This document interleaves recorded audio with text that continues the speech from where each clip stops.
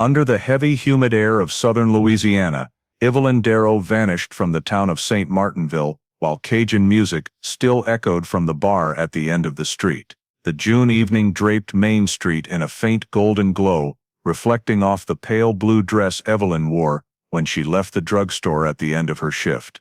At 6:10 p.m., Mrs. Lorette, the last person to see Evelyn, still waved goodbye through the wooden doorframe as the 19-year-old stepped into the shadows leading toward the Catahoula Bridge.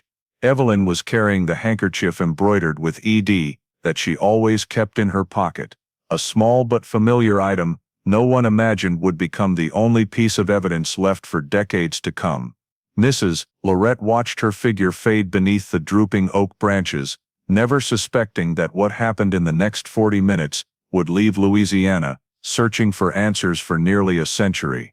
Before diving deeper into the story, don't forget to subscribe to the channel and hit the notification bell so you don't miss the latest cases. The summer night of 1947 in St. Martinville closed in with the thick, sticky air of southern Louisiana, moisture clinging to skin like a thin mist, cicadas droning steadily in the black gum trees, the smell of tobacco mixing with the scent of fresh bayou mud, and from the bar on the corner of Main Street, the slow, mournful, warm sound of a Cajun accordion drifting out. As dusk settled over the row of old brick buildings, Evelyn Darrow, a 19-year-old girl, small but quick on her feet, locked the drugstore door after her afternoon shift. She said goodbye to Mrs. Lorette, the shopkeeper next door, with her usual smile. Mrs. Lorette clearly remembered that moment. The girl seemed in a bit of a hurry, but still as polite as always. Along the way, near the town's little ferry landing,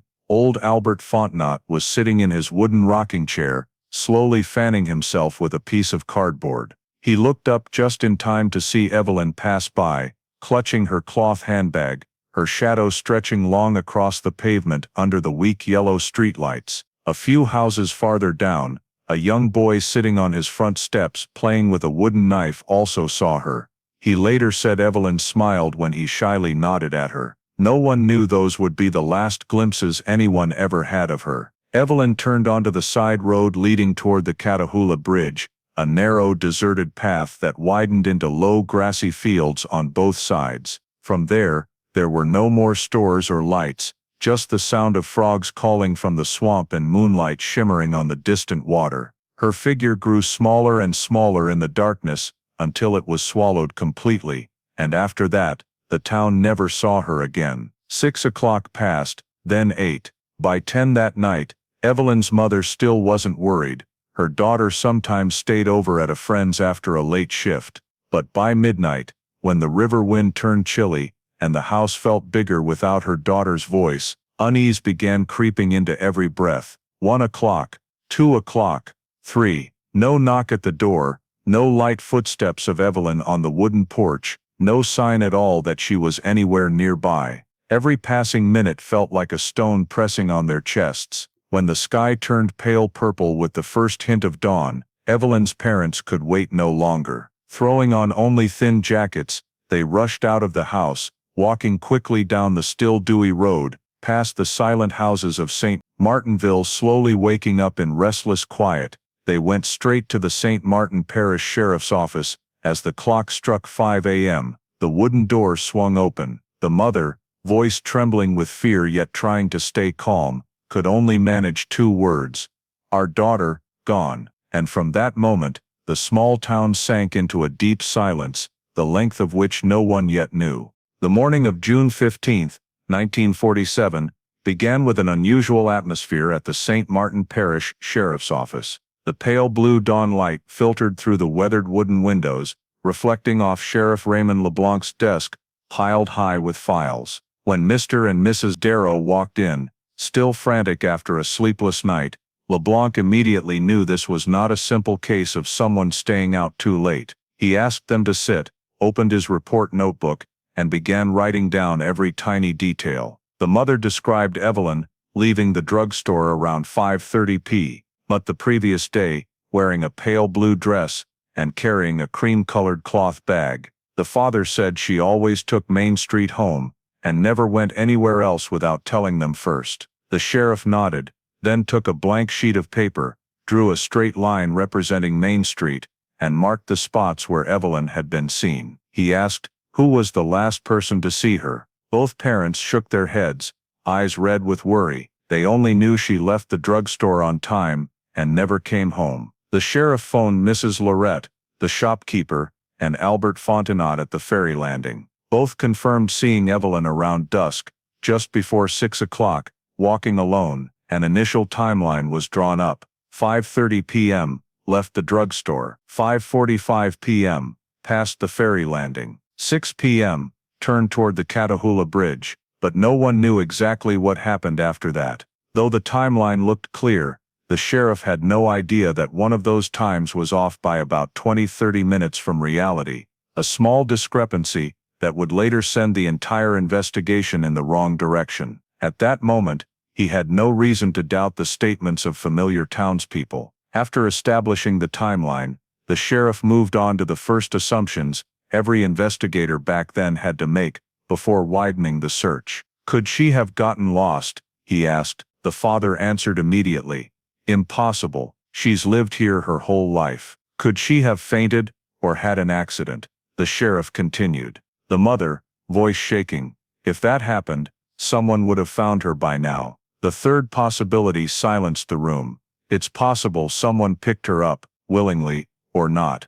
LeBlanc didn't finish the second half of the sentence, but everyone understood. In a small town like St. Martinville, where everyone knew everyone, the thought of a young girl being taken without leaving a single trace sent chills down their spines. The sheriff stood, looking at the hand-drawn wall map, marked with dirt roads, ferry crossings, and swamp trails from years past. He knew that if Evelyn was truly missing, time was something they didn't have much of. Louisiana summer heat could erase evidence in hours. "We have to start now," he said firmly. He called Deputy Arnaud and Deputy Gebry, ordering them to assemble a search team. These men were used to looking for people lost in the swamp, but Evelyn's case felt different, too quiet, too clean, no signs of a struggle at all. The sheriff announced a full parish-wide search, an enormous decision given their limited resources, but unavoidable.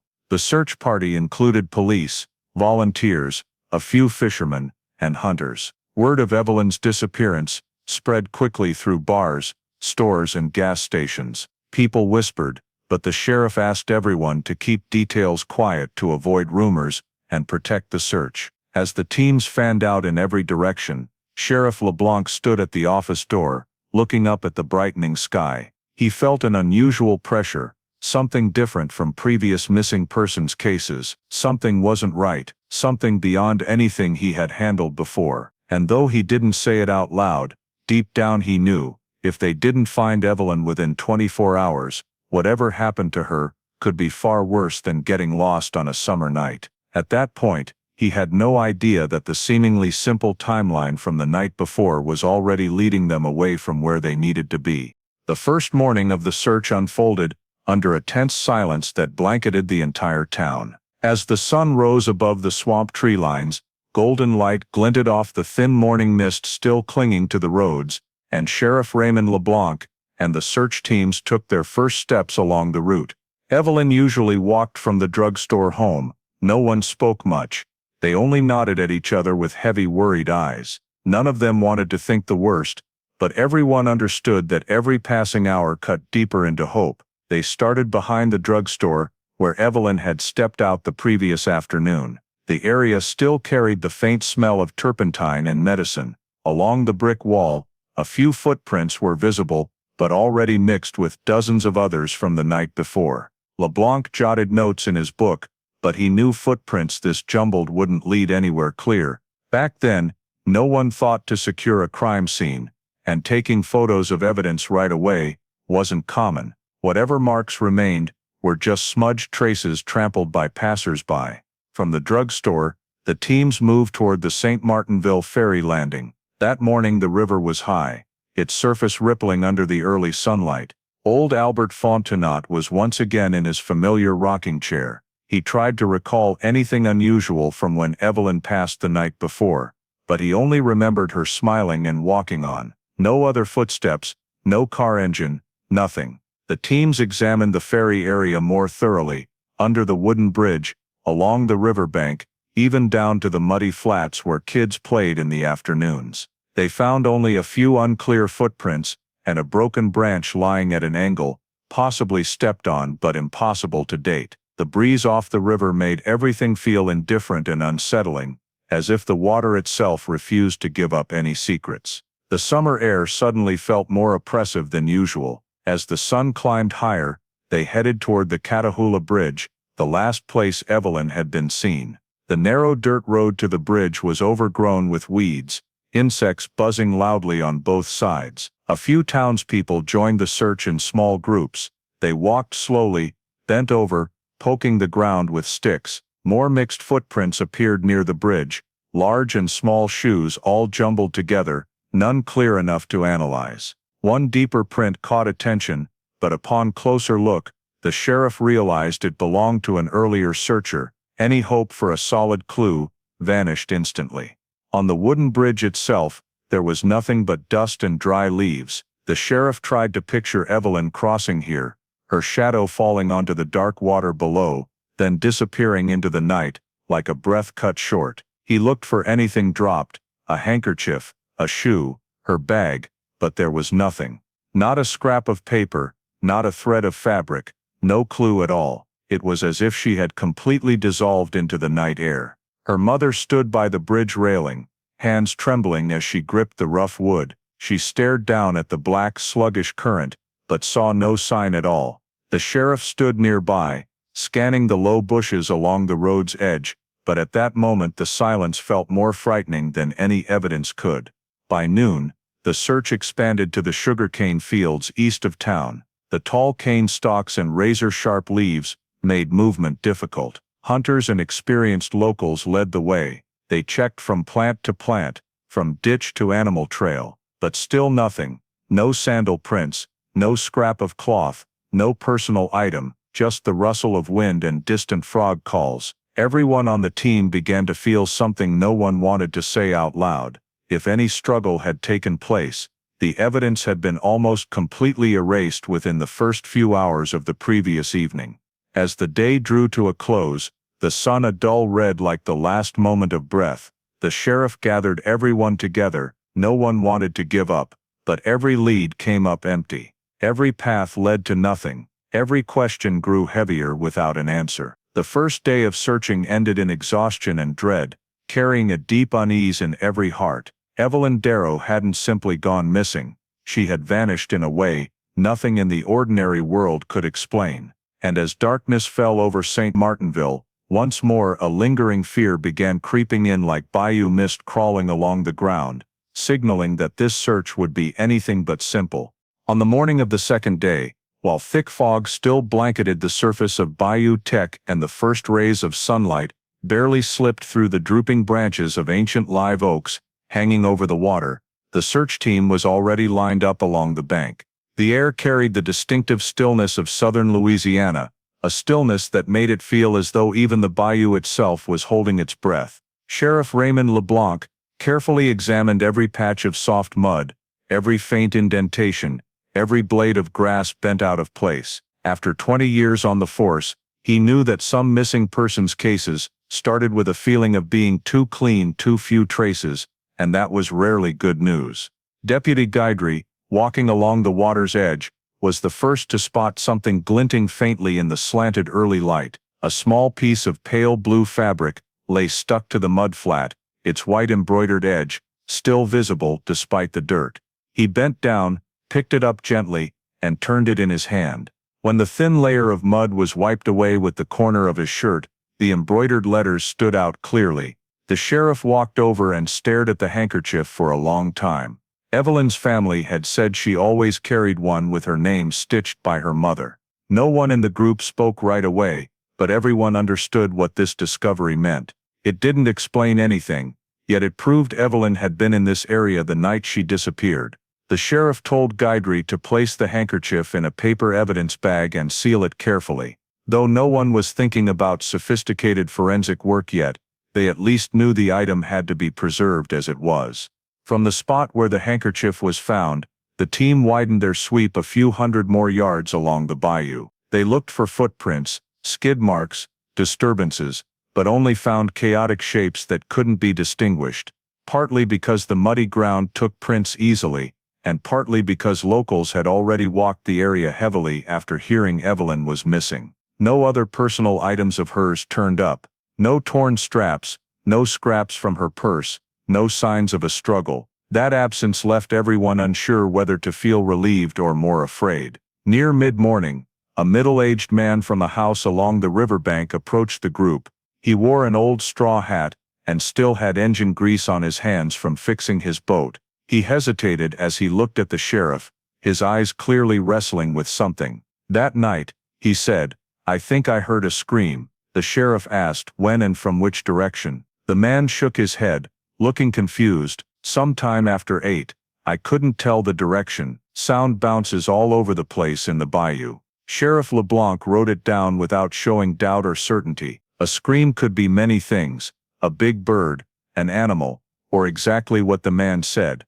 But LeBlanc knew every detail had to be recorded, because sometimes the smallest fragments turned out to be the crucial link no one saw at first. At noon, the team kept hugging the water's edge, then pushed deeper into the low brush near the bank. Cypress trunks with twisted knees formed dark, water-filled hollows that made searching slow and difficult. Every now and then they came across flat patches of ground that might have been stood on the night before, but beneath the layer of mud and rotting leaves, every trace was blurred as if it had never existed. When the sky turned orange, they regrouped in front of the Catahoula Bridge and reviewed everything found that day: just one handkerchief and a vague report of a scream. No other physical evidence, no clear sign of where Evelyn went after the last sighting, and nothing to suggest anyone else had been there. All that remained was emptiness, an emptiness that chilled people more than visible signs of violence would have.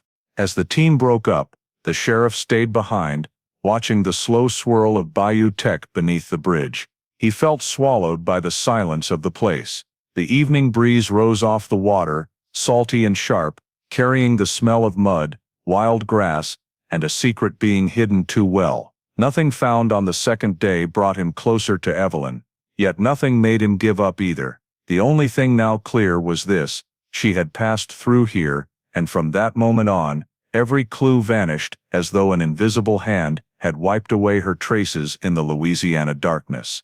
The afternoon of the second day ended with a heaviness no one wanted to admit, but Sheriff Raymond LeBlanc knew the search team needed more information before moving into the third day. They couldn't keep sweeping blindly. He decided to spend the entire evening re-interviewing every possible witness who might have seen Evelyn between 5:30 and 7 p.m. on the day she vanished.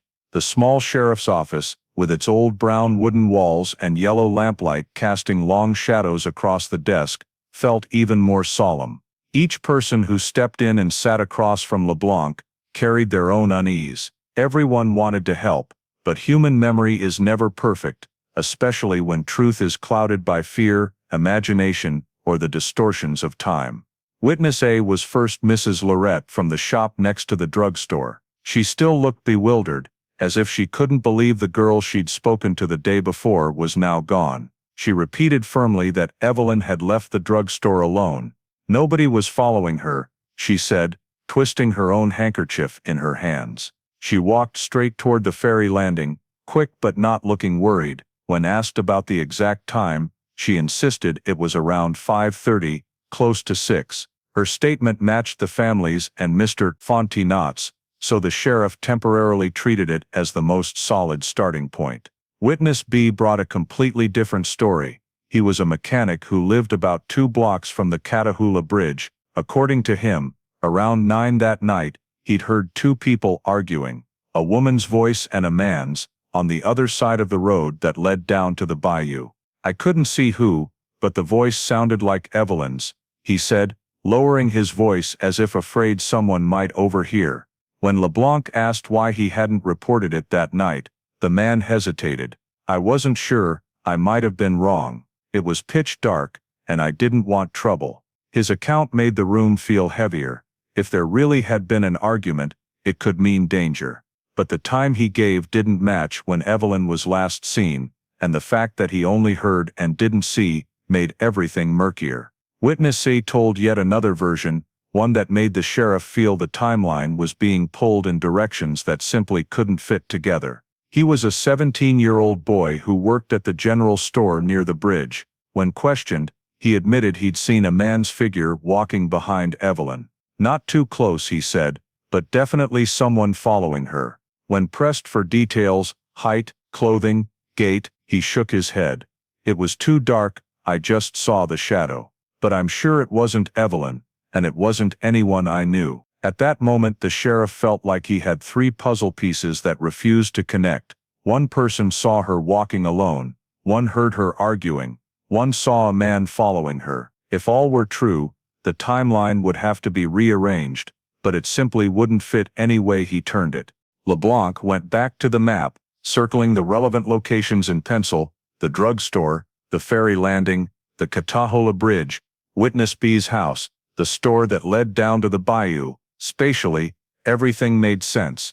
Chronologically, everything collapsed. He flipped through his notes again and again, trying to see if someone might have misremembered the time. In a small town like St. Martinville, where wall clocks often ran a few minutes off, misremembering time wasn't unusual. But discrepancies, big enough to create three contradictory stories, were another matter. He called each witness back in to pin down the times more precisely. Mrs. Lorette stood by her original statement. Witness B grew visibly irritated when questioned again, as if he didn't like being doubted. Witness K said, maybe 5:50, maybe 6:10, making the window even fuzzier. What bothered the sheriff most was that he couldn't dismiss any of them. None of the statements were unreasonable enough to throw out, yet none were solid enough to form a continuous timeline. He sensed something was off. One of these three stories wasn't right, or at least not completely right, but he couldn't tell which, or why. Someone might have misheard, someone might have misremembered, or someone might not be telling the full truth. At this stage, though, he couldn't conclude anything, much less eliminate anyone based on a hunch. When night fell, the sheriff closed his notebook and sat alone in the empty office. Outside, Louisiana's insects droned on, but inside his head there was only the void of a timeline that refused to come together.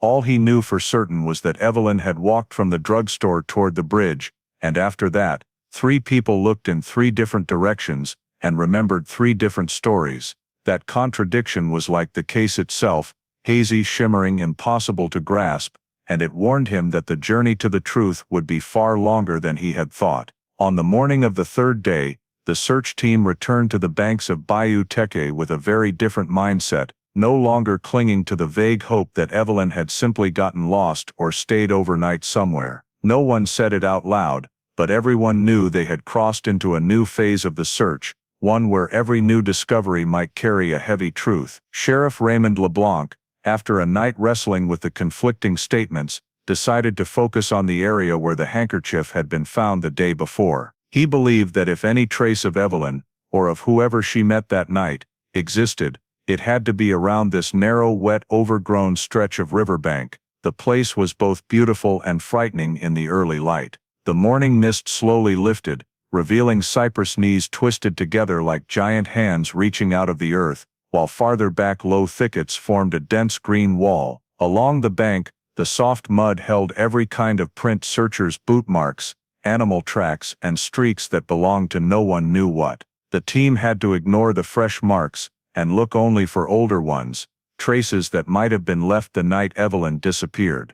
About 20 yards from where the handkerchief was recovered, Deputy Arnaud bent down and picked up a small, thin piece of broken wood. It was no longer than 2 fingers, with a chipped edge and a crushed side, as if it had taken a hard blow. When held to the light, a darker streak ran along it. Mud, sap, or something else, impossible to tell. Arnaud called the sheriff over. LeBlanc took the sliver, turning it gently between his fingers. He couldn't determine its value, but a veteran lawman's instinct made him focus on the crushed mark. Maybe someone swung it against something hard, Arnaud suggested. LeBlanc nodded, but offered no conclusion. He simply said, "Keep it, bag it." A few steps farther, Deputy Guidry spotted something else, A thin thread of fabric caught on the head of a half-buried wooden stake. The thread was tiny, as if torn from clothing or a purse. It was snagged tightly on the rough wood, looking as though it had been yanked or brushed off in a hurry. LeBlanc studied the thread, then the short distance ahead from this spot to the dirt road up to the Catahoula Bridge was only a few yards. If there had been a struggle, if someone had chased or restrained Evelyn, this stretch could easily have been where it happened. But that was all they had, a broken sliver of wood, and a tiny thread of unknown origin. No body, no larger personal items, no clear drag marks or signs of something heavy being moved, no visible blood that the naked eye could detect. In 1947, that meant these items were simply dropped into a paper envelope, labeled "Found on Bayou Tech Bank," and filed away. No cold storage, no chemical analysis, no close-up photos, no strict chain of custody protocol. Everything relied on instinct and the sheriff's notebook. LeBlanc felt as if he were walking in mud, every step dragged down by the lack of investigative tools. Still, he kept everything. He didn't know whether the thread or the wood shard meant anything, but he understood one thing. In long-running missing persons cases, sometimes the smallest objects became the most important pieces. When noon arrived, and the sun blazed high,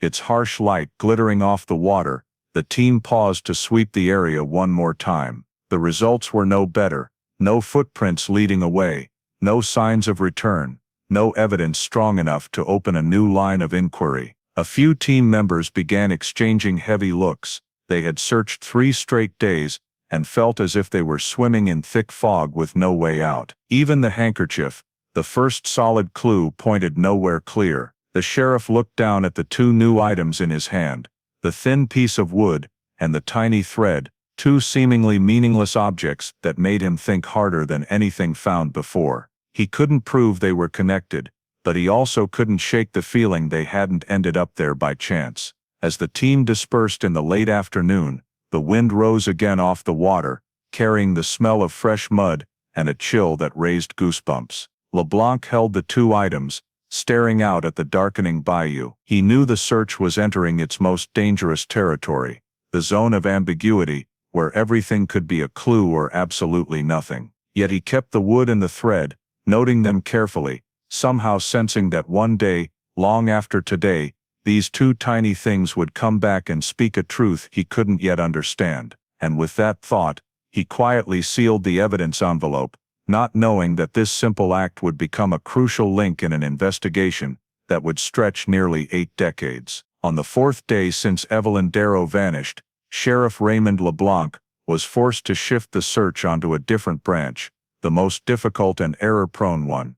Drawing up an initial suspect list, the complete absence of any clear trace left him no choice. Though no one wanted to think the worst, LeBlanc knew that a 19-year-old girl disappearing completely in the middle of a small town could not be explained away as simply getting lost. He had to start considering the possibility that someone had approached or taken her. LeBlanc sat in his small wooden office, the ceiling fan clacking overhead, a blank sheet on the desk, divided into 3 columns: co-workers, regular customers, neighbors. He began circling the names of men who had interacted with Evelyn in the past month. The initial list held more than a dozen names, but he narrowed it to 7, based on the degree of direct contact and their whereabouts on the evening she disappeared. 1. 2 male co-workers at the drugstore. They saw Evelyn every day. Both stated they had left the store before her, and no one stayed past 5 o'clock. One was married with children,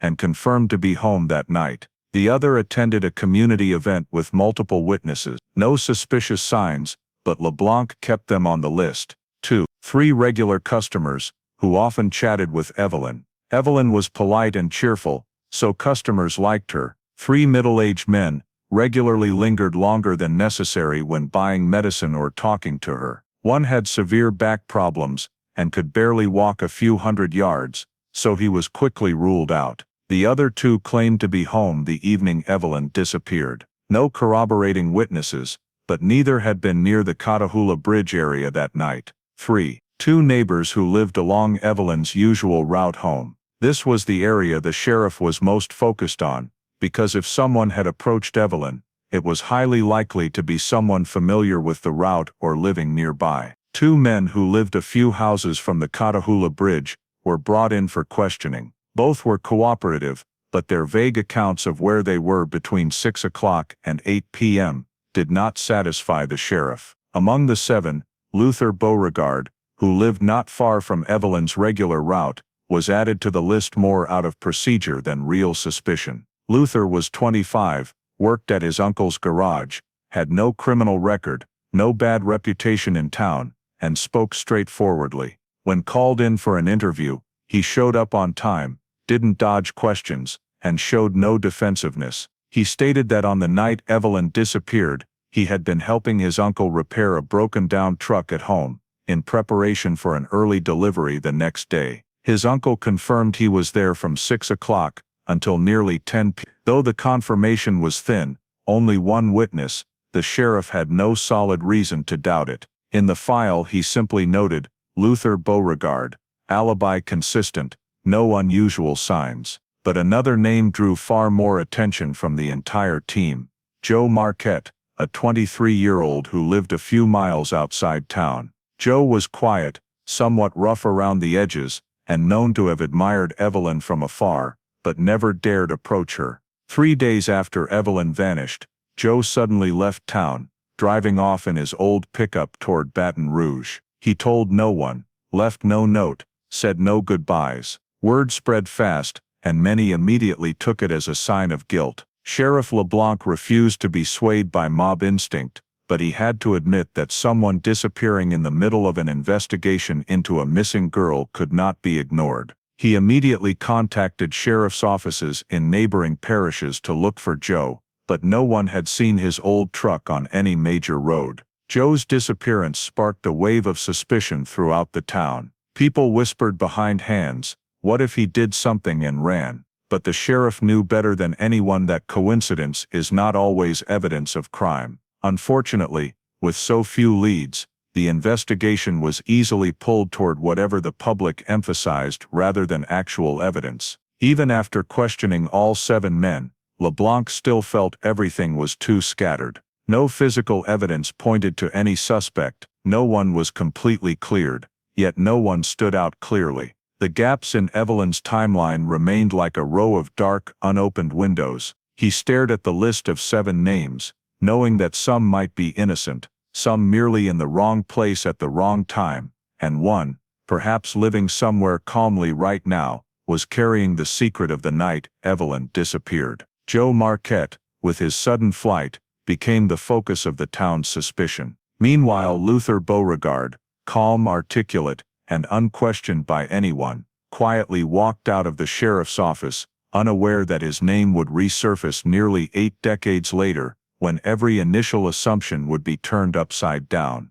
At the time, no one thought to scrutinize Luther's statement more closely, and that very oversight left a hole that would take a very long time for the truth to fill. The following days passed in an oppressive atmosphere Sheriff Raymond LeBlanc had never experienced in any previous case. News of Evelyn Darrow's disappearance spread quickly through St. Martinville and on to New Iberia, Opelousas, and Lafayette. Local papers ran screaming headlines, "19-year-old girl vanishes without trace. 3 days no leads. What is the sheriff doing?" Some reporters showed up at the office, thrusting notebooks and questions at him, as if one wrong word would instantly become a sensational story. LeBlanc wasn't afraid of the press, but he understood the pressure public opinion could create, especially in a small town, where rumors traveled faster than any investigation.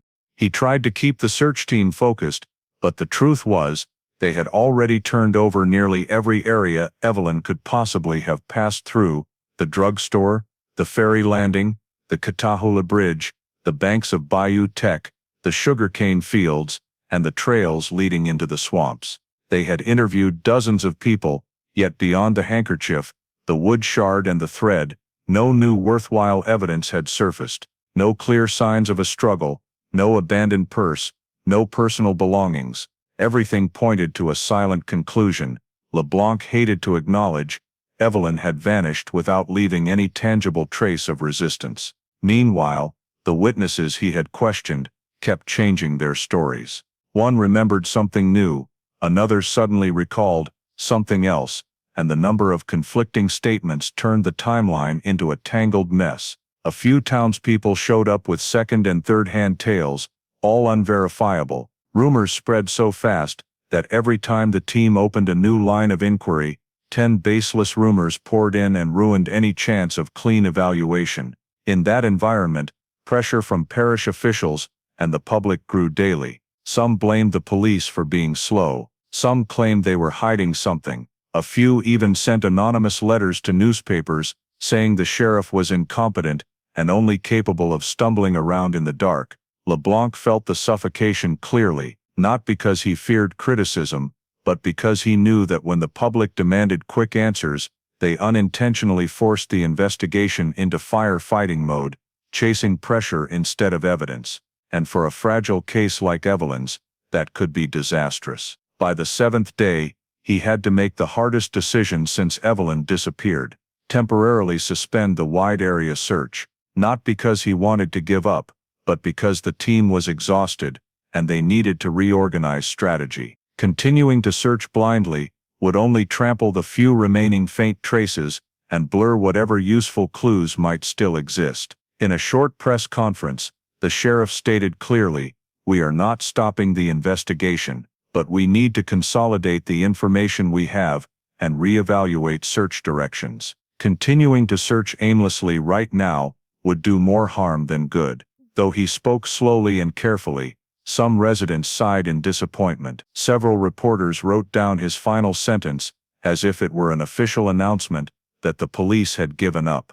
But the crueler truth was this: without a body, they could not open a murder case. In 1947, Louisiana, the law leaned heavily on direct evidence. A missing person, even under suspicious circumstances, was not enough to launch a criminal case without physical proof of harm. The items they had found were not enough to determine anything, much less charge anyone. Sheriff LeBlanc understood the case was slowly slipping out of control. Though the suspect list had been narrowed, and many people questioned, nothing crossed the threshold of reasonable doubt. Joe Marquette still hadn't been located, and the town focused its gaze on him, as if his departure alone made him guilty. Meanwhile, Luther Beauregard continued living quietly in town, seen by no one as a threat. At the end of the second week since Evelyn vanished, LeBlanc sat alone in his office. On the desk lay the map of St. Martinville, 3 small sealed pieces of evidence, the list of 7 suspects, scattered notes on statements, and one huge gap he could not fill: Evelyn Darrow's body. No body, no cause of disappearance. No cause, no crime established. No crime, no legal proceedings possible. That was the deadly loop every missing persons case feared most. And then, quietly, the Evelyn case officially entered Phase 1 deadlock. No announcement, no press release, no closed file. It simply drifted into the gray zone of fading hope. The sheriff still reviewed the file every day, but there was nothing more he could do. The town returned to its normal rhythm, yet in every home, diner and store, people still whispered about an unfinished story. And though no one said it aloud, everyone felt something cold lingering along the bayou bank, a secret that refused to see the light. 14 years had passed since the day Evelyn Darrow vanished from St. Martinville. Time had laid a thin layer of dust and forgetting over the town, but for her family, the pain never closed. Sheriffs came and went. Evelyn's file was kept in a storage drawer, occasionally pulled out, reread, then closed again because nothing new had appeared. The case simply sat there, not solved, no longer actively investigated, a true cold missing person case. The 1950s and then the 1960s rolled by, and somewhere deep inside the vast Atchafalaya Basin, another story was waiting to be found. On September 3, 1961, the Louisiana air was so hot, it felt like a sheet of glass warping under the sun. 2 duck hunters from Morgan City were paddling a small boat through the huge cypress knees, looking for quiet water behind the walls of Roseau Cane. The Atchafalaya Basin was a natural maze, crisscrossing channels, roots rising above the surface, ankle-deep mud, and stretches of black water so deep sunlight never reached the bottom. This was a place full of strange tales and things the locals often said were best left for the bayou to keep. One of the hunters, Teddy Arsenault, was raising his shotgun to scout a flock of ducks when his eye caught a round white object bobbing in a shallow mud flat. At first he thought it was an animal skull. The swamp was full of carcasses washed in by floods, but when they eased the boat closer, Teddy froze. It was not an animal skull, it was a human skull. Both men stood silent for several seconds, unable to speak. In the Atchafalaya you sometimes found animal bones, even objects swept in by high water, but human bones, especially this far out, were something else entirely. They reported it immediately to the St. Martin Parish Sheriff's Office, and that same afternoon, the new sheriff, Lance Thibodeau, arrived at the scene with a small team in a motorboat. What they saw was not a clear-cut crime scene, but a puzzle almost impossible to read. A human skeleton, half buried among roots and dark mud, most of the bones separated by time. No flesh, no soft tissue, only dull white fragments worn smooth by years. Sheriff Thibodeau took notes, then gently turned the remaining pieces with a metal rod. Beside them they found only two items: a small piece of floral fabric, pattern faded, possibly once part of a dress or blouse, a rusted metal ring, unclear whether it was a bracelet, necklace, or just scrap metal from something else. No purse, no personal belongings, no identification, no intact clothing, just bones and time, which had erased whatever story the remains might have told. Because forensic knowledge was still limited, Thibodeau sent the skeleton to the coroner's office in Baton Rouge. An older medical examiner did a preliminary review, using crude measuring tools to determine sex and age. Female, approximately 18-25 years old, dead for more than a decade. That made the sheriff pause. That age range, it was impossible not to think of the Evelyn Darrow file from 1947. But he quickly pushed the thought aside. The Atchafalaya Basin was more than 20 miles by road from St. Martinville, and no one at the time imagined that a girl who disappeared from a small town could have ended up in this massive swamp, a place almost no one entered unless they knew the terrain intimately. The forensic report, though brief, was conclusive: no evidence of trauma from violence. Death most likely accidental, possibly drowning, or falling into the swamp. A simple, almost gentle conclusion that pushed the responsibility of investigation into a pit of ambiguity. No clear fractures on the ribs, no cracks on the skull, no signs of a sharp or blunt object striking bone, nothing to indicate murder. The information allowed Thibodeau to breathe a quiet sigh of relief. An unidentified body was headache enough, but if it wasn't homicide, the file could be closed faster. He wrote in the paperwork, Jane Doe, female, accidental swamp death. No one cross-referenced it with old missing persons cases. No one thought of Evelyn Darrow. No one closely examined the faded floral fabric. No one wondered why there was a rusted ring, but no larger pieces of clothing. And most importantly, no one closely examined the lower jaw, where a small fracture was dismissed by the examiner as animal damage or deterioration over time. It was not animal damage, it was not deterioration, but it would take many more decades for the truth to be revisited. The skeleton was placed in a plain wooden box, labeled Jane Doe, 1961, and moved to the parish's storage for unidentified deaths. The scrap of floral fabric and the rusted ring were clipped into a thin paper envelope and filed with the report. No one there knew they had just missed the only chance to solve the disappearance that had haunted St. Martinville since 1947. No one knew the 1961 forensic report was completely wrong. No one knew that a hurried nod from the medical examiner had pushed the truth another 6 decades deeper into darkness. The Atchafalaya Basin continued swallowing its secrets, as it had done with countless stories before. And the Evelyn Darrow case, already stalled for years, sank even deeper beneath the mud of time. Only the files remained, lying silent, waiting for the daylight would finally reach them. A day far off, when forensic technology and the persistence of people not yet born in 1947, would pull the truth back up from the swamp water.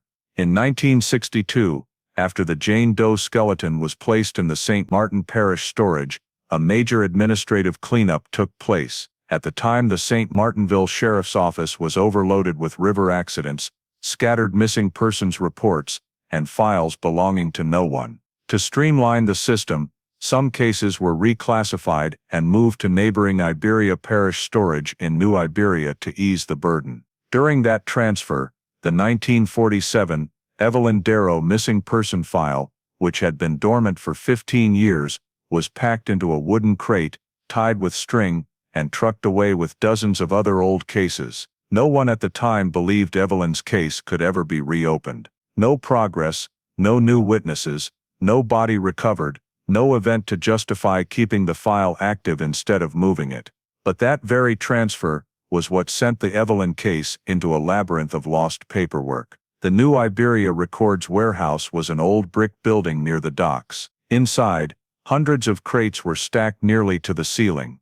Cases from the 1930s, 1940s, and 1950s were all kept there under less than ideal conditions: high humidity, paper prone to mold, ink that faded. When Evelyn's file arrived, it was placed on a shelf at the back of the room, wedged between 3 other unsolved cases. During later reorganizations, some documents were misplaced through simple carelessness. Handwritten notes from Sheriff LeBlanc's witness interviews were no longer complete. Pages were blurred, corners torn off, some sheets had fallen out of their clips unnoticed. The few existing crime scene photographs, taken crudely with 1947 film cameras, had become nearly useless, faded beyond recognition by warehouse dampness. Most notably, the single photograph of the area where the search team found Evelyn's handkerchief was now impossible to interpret. You could no longer tell mud from disturbance marks, only vague shadows of cane and dark patches. With evidence degraded like that, any future investigator reopening the file would struggle to reconstruct the scene. Meanwhile, the 1961 Jane Doe file was kept in a completely separate section. An accidental swamp death, no suspects, no signs of foul play. There was absolutely no reason to connect it to the 1947 disappearance of a young girl from a town dozens of miles away. No one asked, how could a 19-year-old girl end up in the Atchafalaya Basin? Why was there a scrap of floral fabric and a rusted metal ring? Why did the forensic exam fail to determine the true cause of death? The 1961 Jane Doe file was closed quickly and left to rest in a different cabinet. The Evelyn Darrow file was forgotten among thousands of other unresolved cases. 2 sets of records that belonged together sat only a few yards apart in the New Iberia storage warehouse. But no one knew, and no one ever found them. No one compared the bone age of Jane Doe to Evelyn's age when she vanished. No one re-examined the floral fabric that matched 1940s clothing styles. No one ever placed the 2 names side by side on the same desk. Partly because of missing technology, partly because of lack of manpower, partly because no one wanted to touch decades-old missing persons cases everyone assumed were beyond saving. And so, with an unintentional but brutal silence, the Evelyn Darrow case officially became a cold case. No announcement, no press conference, no big stamp on the folder. It simply stopped. A name forgotten under layers of dust, a story folded shut halfway, a family left waiting without ever knowing the truth. Had once been so close, just one storage room, and one sharp pair of eyes away. Throughout the 1960s and 1970s, St. Martinville grew used to mentioning Evelyn only in lowered voices, like a shared town sorrow. And in the New Iberia Records warehouse, that fragile file lay quietly beneath the weak glow of a hanging bulb, waiting for a different generation of investigators, a different era, to open it and see what 1947 and 1961 had missed. No one knew it would take more than 6 decades for the Jane Doe skeleton to finally be called by her real name, and no one knew those faded pages would one day become the raw material to reconstruct one of the longest investigative oversights in St. Martin Parish history. Summer 2024, Louisiana sweltered in stifling heat, but on the second floor of Louisiana State Police Headquarters in Baton Rouge, the atmosphere was entirely different. The newly revived cold case unit burned lights day and night. Dusty old boxes and decades-covered files had suddenly become the center of attention, and among them, one name rose to the top of the priority list: Evelyn Darrow, missing 1947, St. Martin Parish. Lieutenant Marissa Broussard, a seasoned investigator with a particular passion for old cases, was assigned to the file. She had seen modern technology crack secrets the old days could never illuminate. But when she opened Evelyn's thin folder, the first thing she felt was not a technological challenge. It was the haunting weight of a case once deemed unsolvable. The file now held little more than 20 pages, a few interview reports, handwritten notes faded with ink, a corner-torn area map, and 3 crime scene photos so blurred they were nearly useless. Broussard sighed, but her eyes still lit up. For her, the less information a case had, the more satisfying the breakthrough. She started by digitizing everything, feeding it into the AI forensic mapping system, a modern tool that could rebuild timelines, identify statement intersections, and flag contradictions the human eye might miss. The system took nearly an hour to process the data, but then colored dots appeared on the large screen in front of Broussard, like a city map at night. Each dot represented a statement. Each connecting line showed time or location relationships. She began with the basic timeline. 5:30 p.m. Evelyn leaves the drugstore. 5:45 p.m. Seen at the ferry landing. 6 p.m.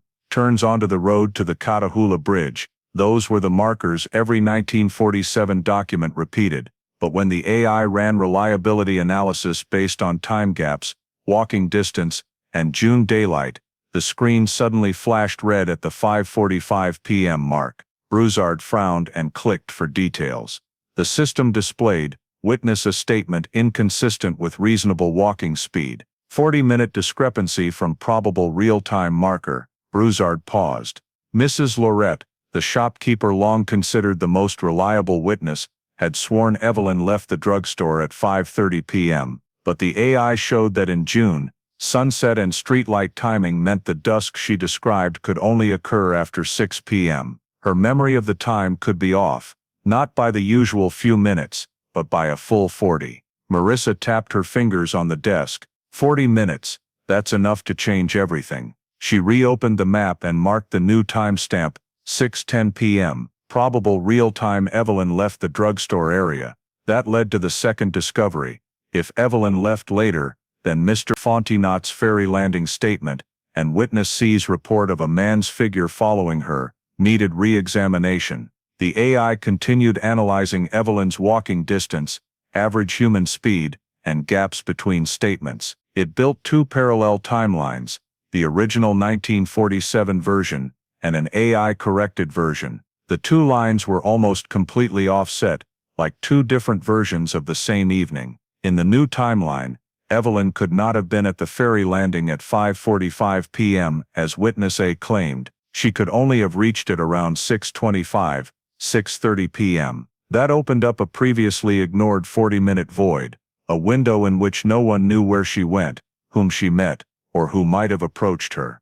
Marissa leaned back in her chair, eyes still glued to the screen. In missing persons cases, 40 minutes was not just a discrepancy, it was a door for a perpetrator to make contact, to lure, abduct, or assault Evelyn before anyone else saw. She moved on to the conflicting 1947 statements. Witness P claimed to have heard arguing around 9 that night. Witness C said he saw a man following her after it was dark. But if the original timeline was wrong, dark could mean something entirely different from what they remembered. The AI immediately suggested high probability witnesses P and C heard saw the incident 30-50 minutes later than the original timeline.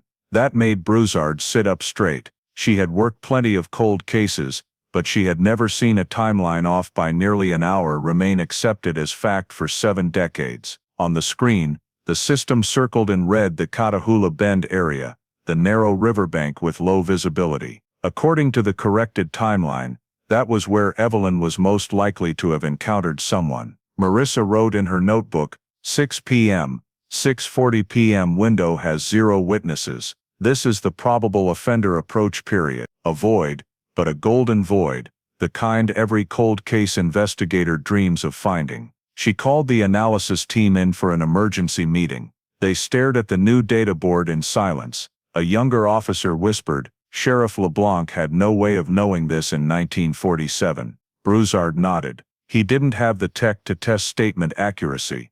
We do." She taped a large sheet to the wall. 40-minute window, a time window that once seemed meaningless, but could now be the starting point of the entire case. When the meeting ended, Broussard stood alone staring at the AI-generated maps. The Evelyn Darrow file, long thought to be nothing more than a sad story buried under decades of dust, was suddenly coming into terrifying focus. One mistaken timeline had sent an entire generation of investigators down the wrong path, and with the discovery of that mysterious 40-minute window, she felt as if she had just lifted one corner of the thick curtain hiding the truth. Only one corner, but enough for light to start slipping through. The investigation had been reborn, and the past, for the first time in 77 years, was beginning to stir. In 2024, after Lieutenant Marissa Broussard successfully restructured the Evelyn Darrow timeline and uncovered the hidden 40-minute gap, she knew it still wasn't enough to pull the case out of 78 years of darkness. A timeline could raise new questions, reopen lines of inquiry, or clarify witness confusion, but to truly crack a cold case she needed something 1947 and 1961 never had DNA, and there was only one place to find it, in the old wooden box labeled Jane Doe, 1961, sitting in the new Iberia storage facility. Broussard remembered the feeling when she first opened that box. The wood was slightly rotted at the edges, the dust on the lid was so thick, she had to wipe it several times with a damp cloth before the faded lettering appeared. Inside, the skeleton was wrapped in coarse cloth that had yellowed with age, arranged neatly according to 1960s forensic standards. Not every bone was intact, but the skull, lower jaw, and parts of the long bones in the arms and legs were sufficient for re-examination. She carefully brought each piece of evidence into the light. The skull with a thin fracture the 1961 report had called animal or environmental damage. Ribs, showing several unclear protrusions, a small paper bag containing the floral fabric scrap, and the rusted iron ring. For the first time in over half a century, those items were placed on the cold metal table of the modern LSU Forensic Anthropology Lab. Extracting DNA, a task that sounds simple, but is anything but. Dr. Helena Gaspard, the state's renowned forensic expert, looked at the skeleton, then at Broussard. "These bones are 60 years old. There may be no DNA left," she warned. "But if there is, it could break this case wide open," Broussard replied. Helena nodded. "We'll try. New techniques can pull DNA, even from heavily degraded bone." The process began. They selected the femur, the bone that usually preserves DNA best. A tiny diamond-tipped drill bored into the dense part of the bone. They collected an ultra-fine gray-white bone powder. The powder went into DNA extraction solution, was agitated, and incubated for hours at controlled temperature. Many cold cases fail at this step, no DNA left, or too fragmented. But this time, when the PCR machine scanned the sample, Broussard heard the familiar ping, announcing viable DNA sample. She jumped from her chair. Helena checked the screen, then turned. "Marissa, we have DNA. Not complete, but enough to build an autosomal profile." That was the pivotal moment, the one chance to connect past and present. Uploading the DNA, letting the past face America's family trees, the DNA profile was encoded and uploaded to GED Match and Family Tree Analyzer, forensic genealogy databases, where user-submitted data is compared to the deceased in criminal cases. Broussard sat watching the comparison progress. Everyone knows these cases usually yield only distant matches, fourth cousins, fifth cousins, even seventh, but one match is all genealogy, needs to work backward through a family tree and identify the victim. 1 hour, 2 hours, 3 hours. On the afternoon of the second day, the system chimed, "Match found, 60 cm Centimorgans, Not strong, but enough to indicate Jane Doe was distantly related to the person who had uploaded their DNA, and even more telling, possible relationship, third cousin,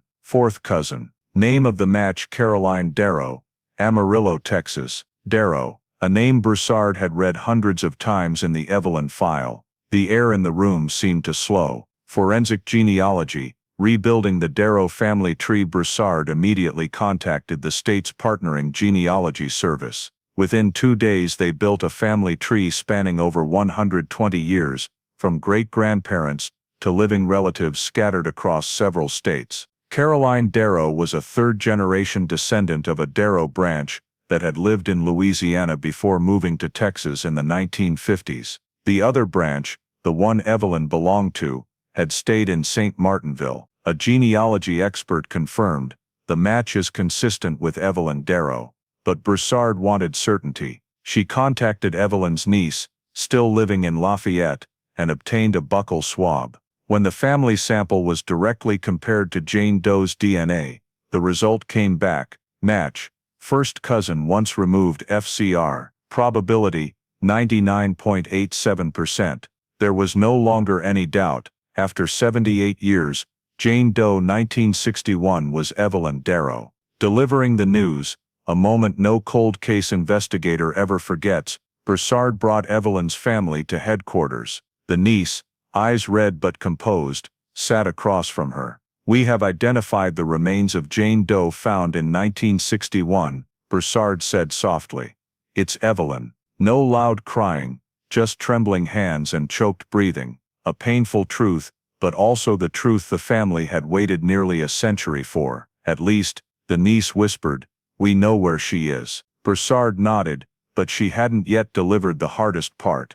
"There's one more thing. The 1961 forensic report was wrong. With modern technology, we have determined this was a homicide, a murder." The niece covered her mouth, speechless. For over half a century, Evelyn had been treated as a missing person, a disappearance without a trace. Now she was officially recognized as the victim of a killing. The case had shifted from missing person to murder investigation. Looking back at the bones, and back at the mistakes of the past, Dr. Helena presented the new forensic findings. The fracture on the jaw was caused by blunt force, not an animal. Several ribs showed healed fractures, indicating the victim had been injured before death. The rusted iron ring was not jewelry, most likely part of a restraint. All of it stood in direct opposition to the 1961 conclusion: accidental swamp death. Note, this was not an accident, not a fall into the water, not a natural mishap. It was murder, and someone had tried to hide Evelyn's body deep in the Atchafalaya Basin, a place no one in 1947 ever thought to look. The case file reopened, for the first time in nearly 8 decades, a path forward. Now Broussard had worse victim identity, body, disposal location, clear forensic evidence of violence, corrected timeline with a 40-minute window, the original suspect list. All of it formed a new picture, a picture that was beginning to point to one man, Luther Beauregard. A case forgotten for generations had officially become a murder investigation, with evidence emerging from the very skeleton left forgotten in storage. And this was only the beginning of the journey to unmask the killer from 78 years ago, a journey Broussard vowed would not stop until the truth was restored to its rightful place. Once Jane Doe's identity was confirmed as Evelyn Darrow, Lieutenant Marissa Broussard knew the next step could not wait. Reinvestigate the entire original list of 7 suspects that Sheriff Raymond LeBlanc had compiled nearly 8 decades earlier. But this time Broussard had advantages he never did: modern technology, fresh forensic data, fuller historical records, and most importantly, the knowledge that time doesn't erase evidence, it only buries it deeper. She sat in front of the large screen where the 7 suspects' names were displayed in 1947. Order 1, Thomas Ritchell. Co-worker 2, Albert Murphy. Co-worker 3, Luther Beauregard. Neighbor 4, Charles Vernet. Regular customer 5, Harold Gaspard. Regular customer 6, Joe Marquette. Young man who left town after the disappearance. 7, Felix Duhan. lived near the road to the Catahoula Bridge. That was the list the town had carried for years, names that seemed forever on hold. But Broussard began checking each one again, digging far deeper than the old files ever had. Two co-workers, Thomas Ritchell and Albert Murphy, Broussard pulled the state vital records files. Both men had died in the 1980s, but the key was their whereabouts the night Evelyn vanished. Ritchell attended a church social with at least 10 witnesses, confirming he was there from 6 o'clock to 9 p.m. Murphy was home with his wife and 3 young children. His wife kept a daily diary her entire life. The entry for that day read, "Albert finished fixing the window at 7, then we had supper together." Broussard verified it through interviews with descendants, and cross-checked with archived church records. Both had rock-solid alibis. 2 regular customers, Charles Vernet and Harold Gaspard.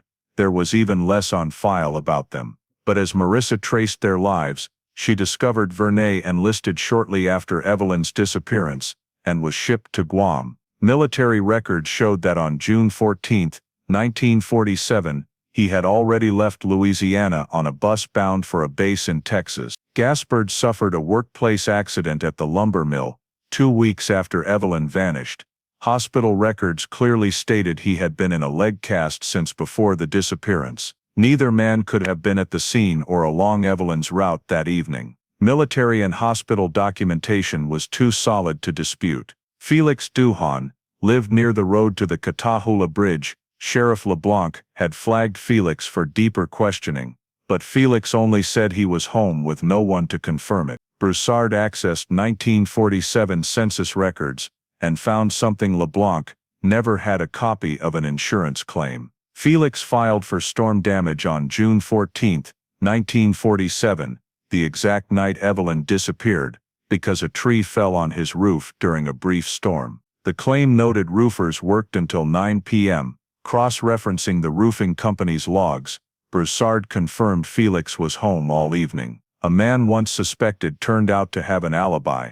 No one in the 1940s thought to look for. Joe Marquette, the young man who abruptly left town. He had been the most talked about name in 1947. A guy skips town 3 days after a girl disappears, in a small town that was practically a confession. But the truth Broussard uncovered was entirely different. She tracked parish birth certificates, Idaho records, and 1947 tax rolls. Then the trail showed Joe had moved to Baton Rouge for a new job at a chemical plant that had just opened. Not fleeing, not running from guilt. His sudden departure was pure coincidence, magnified only because the town was small, and Evelyn's case was shocking. In the Baton Rouge archives, Broussard even found Joe's employment contract, dated June 16, 1947, 2 days after Evelyn vanished, proving he left for a planned job, nothing more. In reality, Joe died in 1999 of heart disease. He had never been the perpetrator,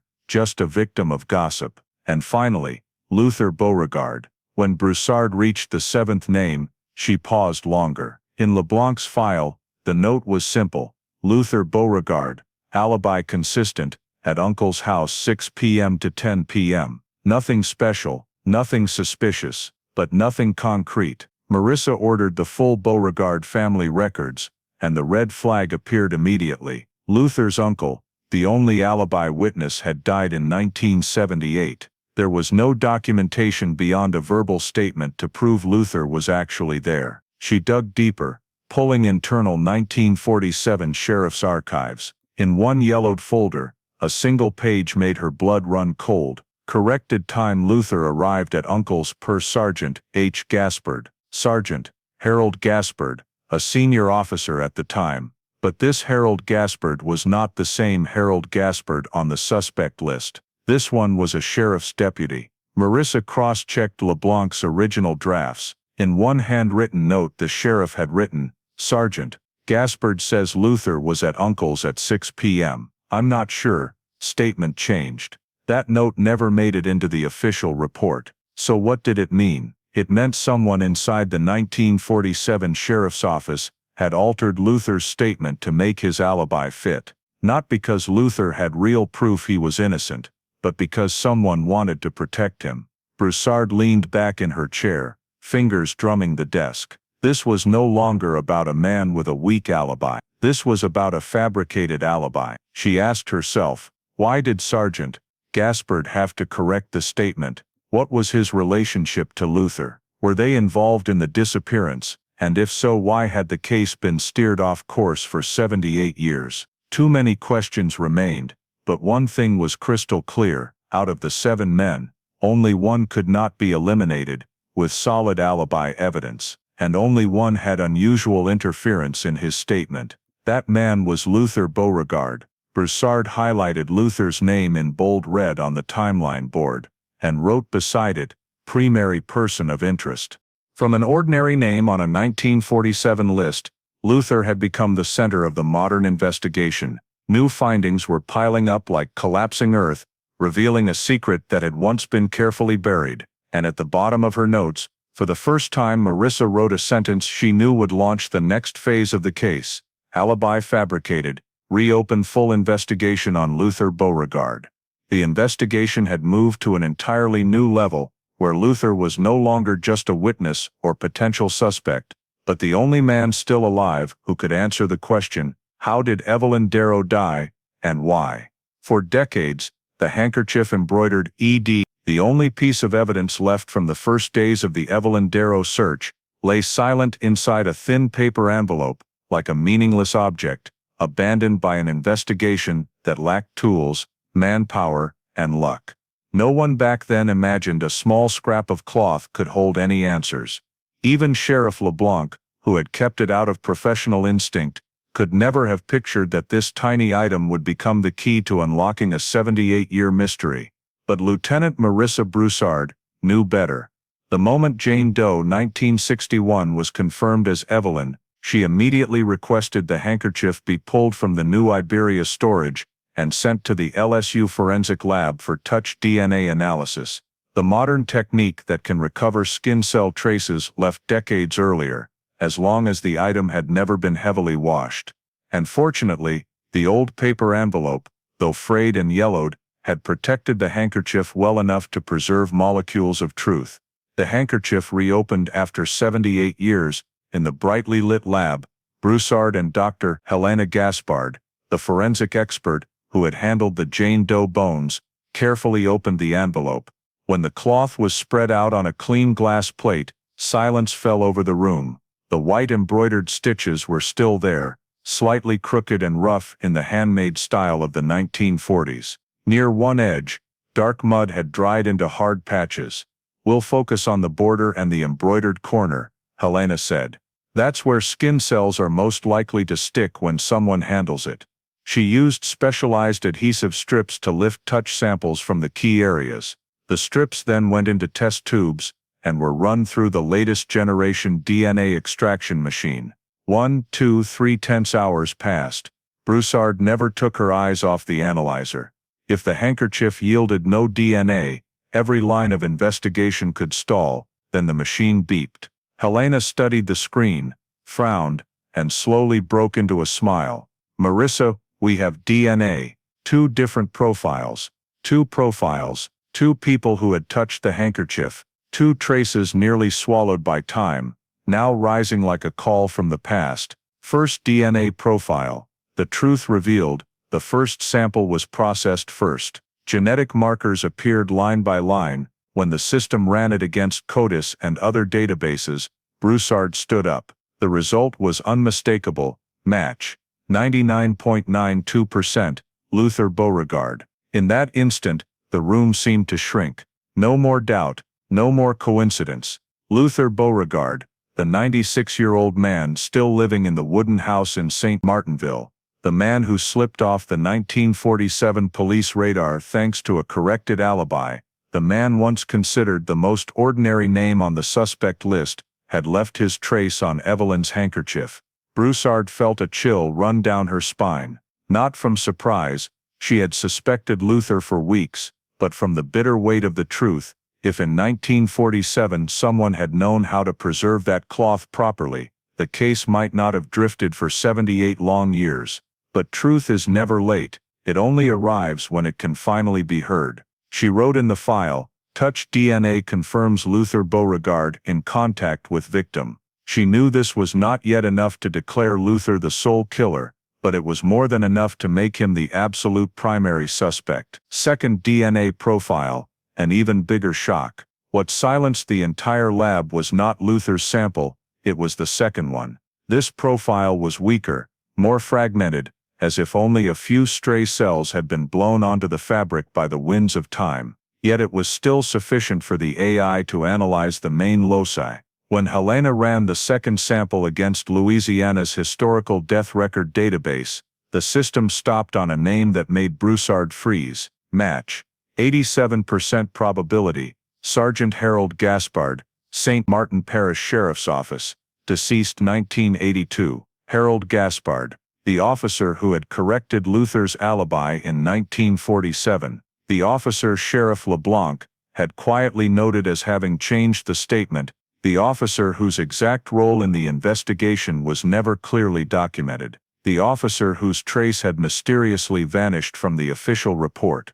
Now his DNA had appeared on the victim's handkerchief. Forensic meaning of the two DNA profiles. The presence of two separate DNA profiles on the handkerchief carried heavy implications. It could not be coincidence. The handkerchief was found on a remote riverbank, where Evelyn was believed to have met harm. Only people in direct contact with her at the critical moment would leave traces. Only one profile belonged to Luther, the prime suspect, but the second belonged to a law enforcement officer, someone who should have been on the victim's side, not showing up on evidence. This proved Evelyn had contact with at least two men before she vanished. Either both were present at the moment of confrontation struggle, or one found the handkerchief later and failed to report it properly. Either way, it established an undeniable fact. Two men were at the scene of Evelyn Darrow's crime, and one of them had worked to cover for the other.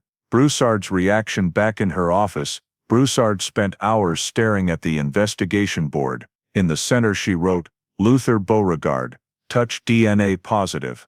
Below it she added, Sergeant Harold Gaspard, secondary touch DNA. A red arrow connected the two names, a link every previous generation of investigators had missed. She reopened the 1947 file, especially the rare draft page from Sheriff LeBlanc. He had written, Luther's statement corrected at Sergeant Gaspard's suggestion, and beneath that line, LeBlanc had added, I'm not sure he's telling the truth, but LeBlanc never had the chance to dig deeper. No technology, no evidence, nothing but instinct. Broussard was different. She had DNA, the power 1947 could never have imagined. The handkerchief becomes a witness. When she wrote the report for the state prosecutor's office, Broussard included one short sentence, the victim's handkerchief is now the most important witness in this case, and it was true. It did not just put Luther Beauregard in the final circle of suspicion, it dragged in an officer who had once been part of the investigation itself.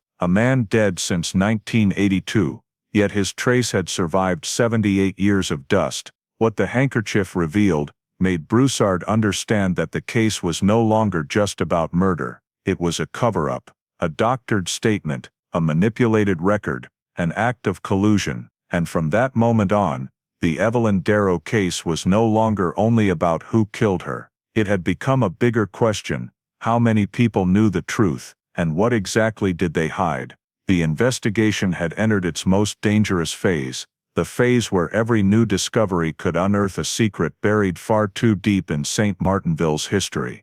In late January 2025, as the Evelyn Darrow case reached the point where every DNA result, every forensic note, and an entirely rebuilt timeline were revealing a truth far more complex than anyone had imagined, Lieutenant Marissa Broussard received a phone call that left a strange feeling lingering for hours.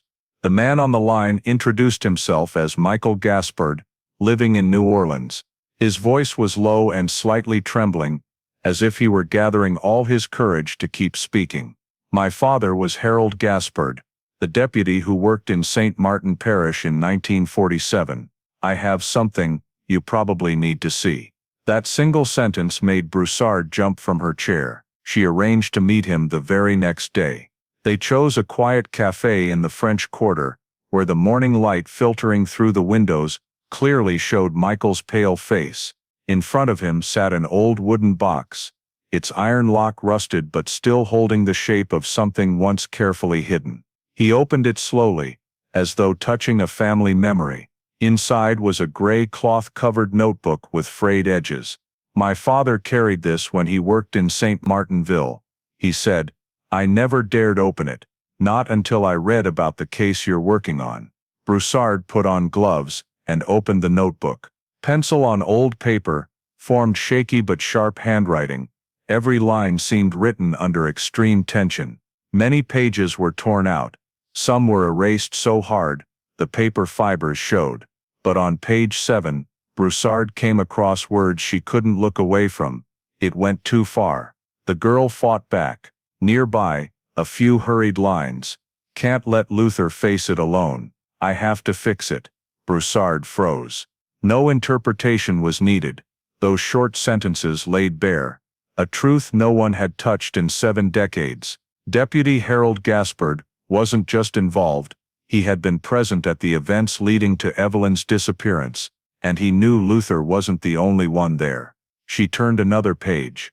One line almost in block letters: "Raymond suspects Raymond LeBlanc, the 1947 sheriff."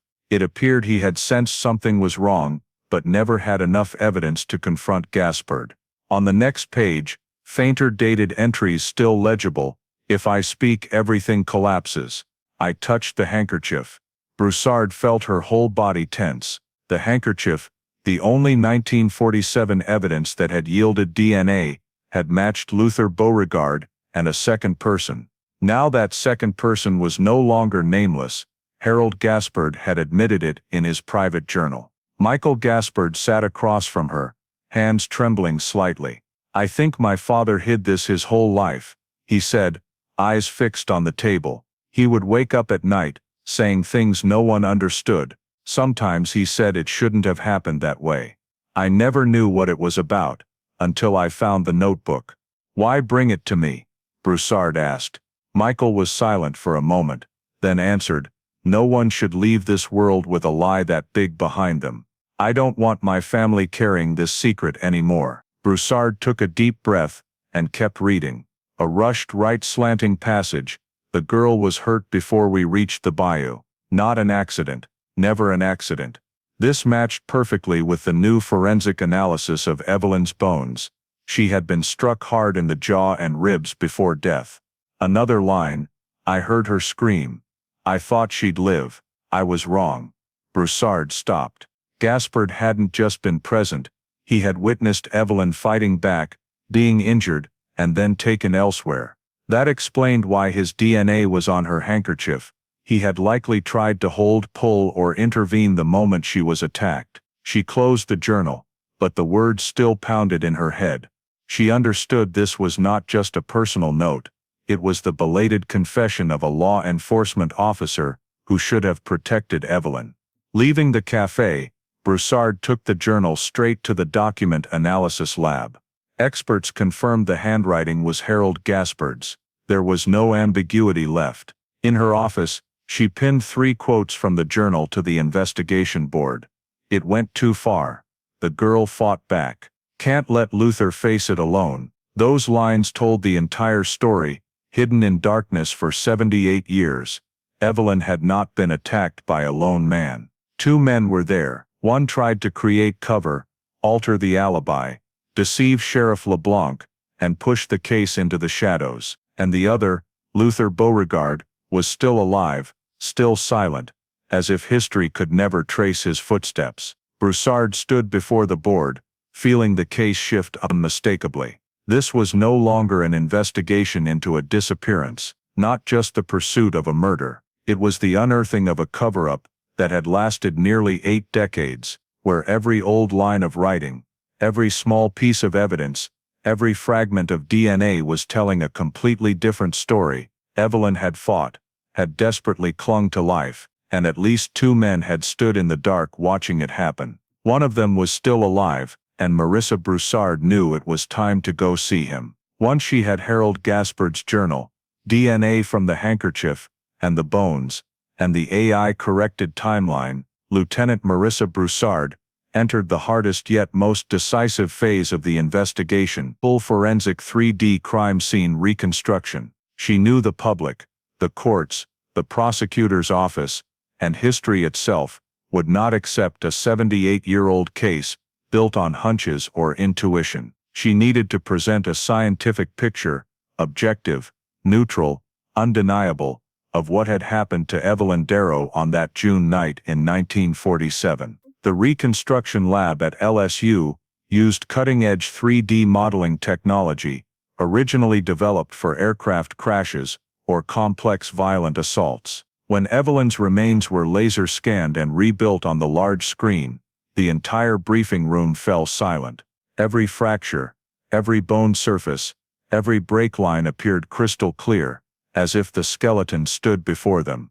Helena Gaspard, the forensic expert, began reanalyzing the injuries. The lower jaw fracture was not caused by an animal, she said, pointing to the V-shaped crack. The impact angle matches a small blunt object, like the handle of a gun or a metal flashlight from the 1940s. She compared impact simulations, inputting data on the hardness of common police-issue items from that era. The screen displayed a match, 88% correlation with a baton or military-style flashlight from 1946, 1948. Broussard glanced at Helena. Neither spoke, but both understood.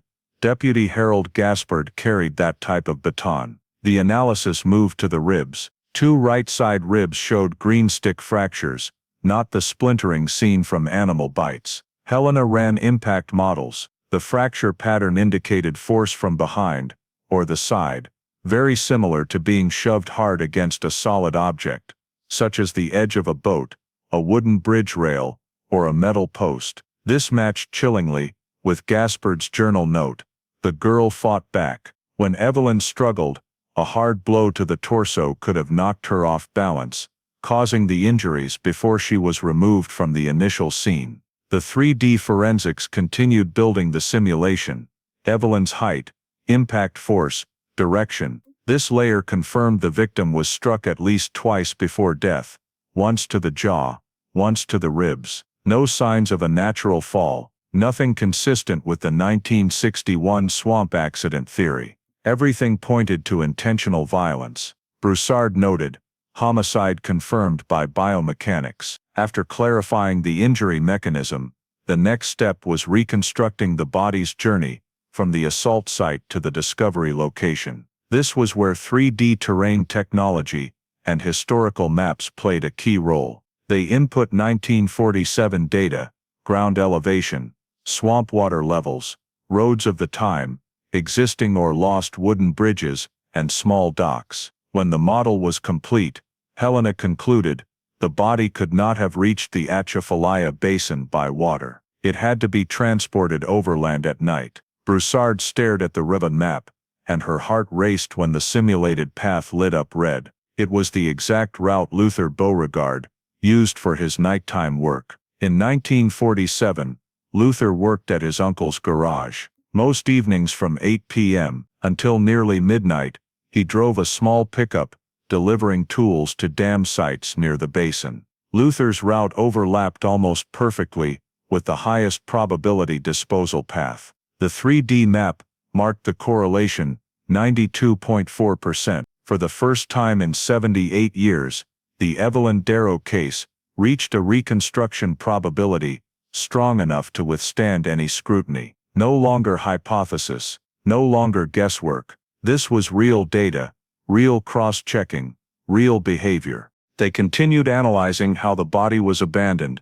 The 1961 Jane Doe skeleton was found lying close to high ground inside the basin, not washed deep into the swamp.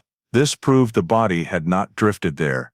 It had been placed. 3D technology determined the resting angle and decomposition direction, matching a body dropped from a height of about 1 meter, consistent with the bed of a small pickup truck. A young investigator standing behind Broussard whispered, "Luther drove that kind of truck all through 1947. Broussard didn't reply, but she knew every line was leading the same way. In the next phase, Forensic 3D reconstructed the attacker's height, reach, and force based on impact angles.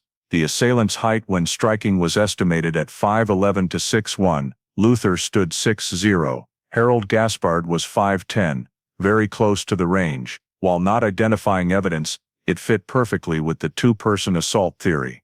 Broussard ordered the final model, the full sequence of events.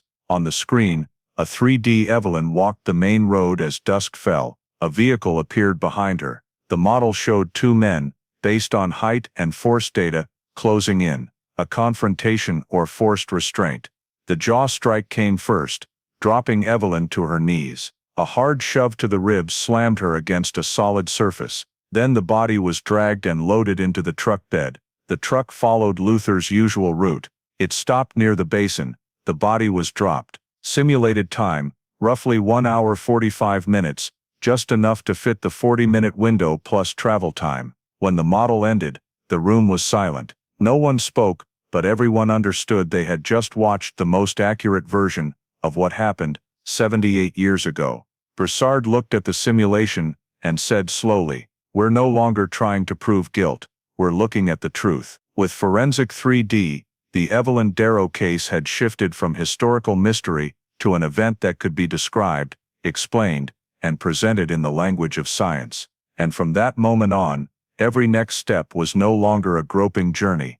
It was a race to bring the only living participant from that night face to face with justice. Once the Forensic 3D model was complete, and the match probability exceeded 90%, Lieutenant Marissa Broussard knew she had reached the threshold where any prosecutor could stand in court and say, "We have sufficient grounds to file charges." But to turn investigative data into a lawful arrest warrant, she had to clear the most critical hurdle, verifying the full 78-year chain of custody for every piece of evidence, ensuring no defense attorney could collapse the case on a procedural loophole. She spent 3 straight days in the Baton Rouge records room, cross-checking every signature, every transfer, every sealed copy of the handkerchief, the Jane Doe bones, the floral fabric scrap, and the rusted iron ring.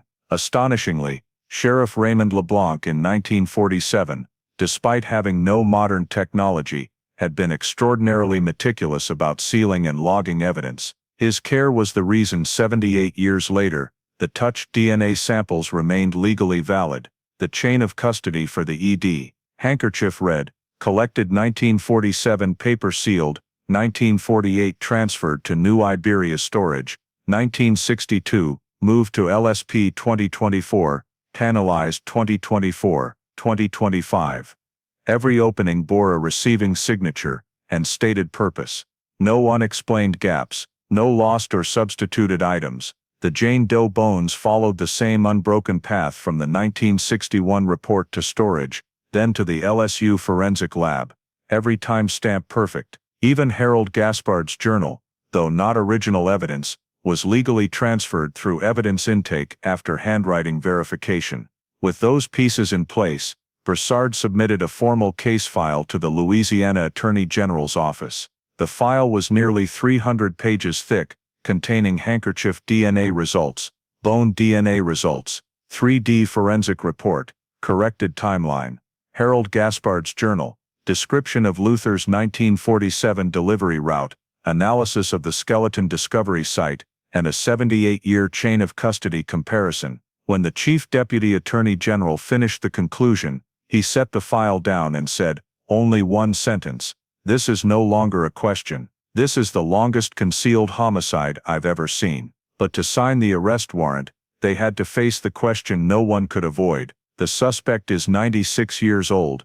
Do we arrest him? Broussard answered immediately, "Age doesn't erase guilt." The prosecutor countered, "But there are risks. He might not survive the shock, and public opinion could split." Broussard spoke slowly. "Evelyn Darrow never lived to see 20. No one asked her if she could handle it." The room fell silent. That argument carried enough weight to push all hesitation aside, but the law required more than emotion. They had to prove Luther was mentally competent to stand trial. Broussard therefore requested a secret evaluation by Louisiana's Elder Capacity Assessment Team. The result surprised the entire unit. The 96-year-old man was still sharp, drove himself to the store weekly, paid his own bills, and was even recorded arguing, quickly and insightfully about historical events that interested him. One expert's report stated, "No signs of cognitive decline. He is fully oriented to person, time, place, and legal consequences." That made the prosecution file even stronger. Legally, the Louisiana prosecution only needed to prove 4 elements. 1. The victim died as a result of violent acts. 2. Direct or circumstantial evidence tying the perpetrator to the crime. 3. The perpetrator is alive and competent to stand trial. 4. Chain of custody, clean enough for the evidence to be admissible in court. The first 3 elements were already confirmed. Chain of custody was clean.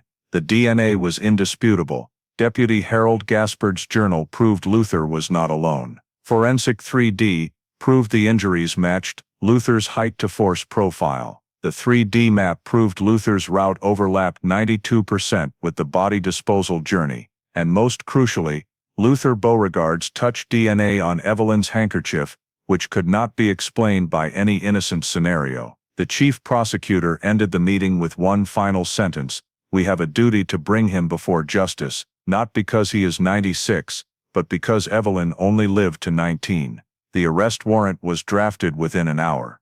In the afternoon of March 18, 2025, the Attorney General's office signed it.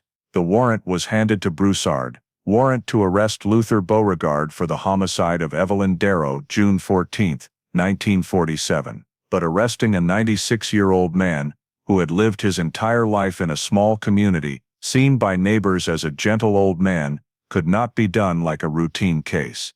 There were 2 major risks. 1, health danger. Luther could suffer a medical emergency when the warrant was read. 2, community backlash. Many older residents saw him as a friend, the dedicated mechanic, the man who locked the church doors every Sunday night. Broussard planned the operation, no SWAT team, to avoid panic, an EMT and physician on standby in case Luther had a reaction. Full body cam coverage for transparency. Prosecutor's office notified to prepare an immediate press conference after the arrest. Total information lockdown. If Luther got wind of it early, he could flee or harm himself. In the final briefing, Broussard concluded, "We're not just arresting a suspect, we're arresting someone history has shielded from justice for 78 years, and we have to do this perfectly clean, perfectly right, so no one can break the case on a technicality." When the meeting ended, she looked at the only clear photograph left of Evelyn Darrow, the 19-year-old smiling beside the drugstore door in 1947. Those eyes seemed to pierce straight into the question Broussard had carried since the day she opened the file. Why did no one save her? Now the warrant sat on the desk. Evidence was complete. The law was satisfied, and for the first time in nearly 8 decades, justice stood at Luther Beauregard's door, ready to knock. On the morning of March 20, 2025, the air in St. Martinville was damp and cold, as if the entire town were holding its breath. Lieutenant Marissa Broussard and 4 Louisiana State Police officers approached Luther Beauregard's old wooden house, the home he had lived in for 74 years, where locals still stopped by to fix a pump, change a tire, or simply greet the old man who watered his porch plants every day. No one outside the investigation knew that today, that door would open not for a friendly visit, but for an arrest warrant hidden for nearly 8 decades. As they stepped onto the creaking porch, Marissa felt the full weight of the moment. This was not just the arrest of a man, it was reopening a wound. History had tried to bury in silence. She knocked 3 times. Slow footsteps, one after another. The door opened. Luther Beauregard, 96 years old, stood there. He was smaller than expected, thin enough that his shirt hung loose on his shoulders, but his gray eyes were still sharp, still alert, as if a layer of vigilance inside him had never dulled with age. "Mr. Luther Beauregard," Broussard asked. "That's me," he answered, voice hoarse but steady. "We have a warrant for your arrest for the murder of Evelyn Darrow, on June 14, 1947. In that instant, instead of shock or denial, Luther simply closed his eyes. For a fraction of a second, long enough to show he had known this day would come. The officers stepped inside and read him his Miranda rights. Luther did not resist, did not argue, did not ask why. He only whispered, "I knew you'd come." They cuffed his hands in front for age and health reasons, but as they led him out the door, Marissa clearly heard his low, deliberate voice. I wasn't the last one to touch her. She stopped dead. What did you say? Luther didn't look at her. His eyes stared down the dirt road leading away from the yard, past the old magnolia trees that had grown with the years. I wasn't the last one to touch her, he repeated, louder, as if carving the words into the air. Marissa stared straight at him, and for the first time in the investigation, she felt something beyond what forensic 3D or DNA could answer. You're saying there was someone else? She asked. Luther turned, his eyes flashing with a strange, almost relieved glint. Not fear, not madness. You think it was just me, he replied. You don't understand. An officer opened the car door. Luther walked slowly inside, but before the door shut, he spoke a third sentence, one that left Marissa frozen for a long time. What you found is only half. The door slammed, the car rolled away from the yard, and in that damp morning, every word from Luther hung like an unsolved riddle. On the drive back, Marissa tried to keep her thoughts from sliding too far. The DNA on the handkerchief proved Luther's presence. Harold Gaspard's journal proved at least 2 men were at the confrontation. Forensic 3D showed 2 different impact forces on Evelyn's body. Everything pointed to Luther playing a central role that night, but his words opened a terrifying possibility. Maybe Harold Gaspard wasn't the only other person there with Luther, or worse, maybe Gaspard's journal only touched the surface of a deeper story. Yet Marissa could not draw conclusions from the words of a man just arrested. She needed evidence, she needed logic, and she needed to re-examine the entire case from an angle she had never considered. Was there someone else who touched Evelyn, directly or indirectly, that history had never named? When Luther was brought into the interrogation room, officers watched from behind the one-way glass. Marissa entered with the file in hand, but didn't ask the first question right away. She observed him, dry, cuffed hands resting on his stomach, cloudy but focused eyes, steady breathing, not hurried. This was not a confused old man. This was someone who had been preparing for this moment for years. Care to explain that? Marissa asked. I'm only telling the truth, Luther replied. Evelyn, she didn't die where you think. Then who was the last one to touch her? Luther looked down at his hands. Not me. Then who? Luther lifted his gaze, looking at Marissa as if looking through time. If I tell you, he said slowly, no one will believe it, because he never once appeared in the files. Why? Because he never wanted to leave a trace. That answer opened another door. Not a door to escape, but a door into the deepest layer of the case, where the truth was no longer just about Luther and Harold Gaspard, but about a third person who had never been named. Someone discreet enough to leave no DNA, no statement, no record. Someone even the 1947 sheriff's office never suspected. And now, through the weak but sharp voice of a 96-year-old man, that shadow had appeared for the first time, after 78 years. Leaving the interrogation room, Broussard knew one thing for certain. The Evelyn Darrow case was nowhere near its end. Arresting Luther only closed his chapter. But the biggest question history had never answered still echoed, carried by the single sentence, the old man left like a loose puzzle piece in the dark. I wasn't the last one to touch her. The trial of Luther Beauregard began on a June morning in 2025 at the St. Martin Parish Courthouse,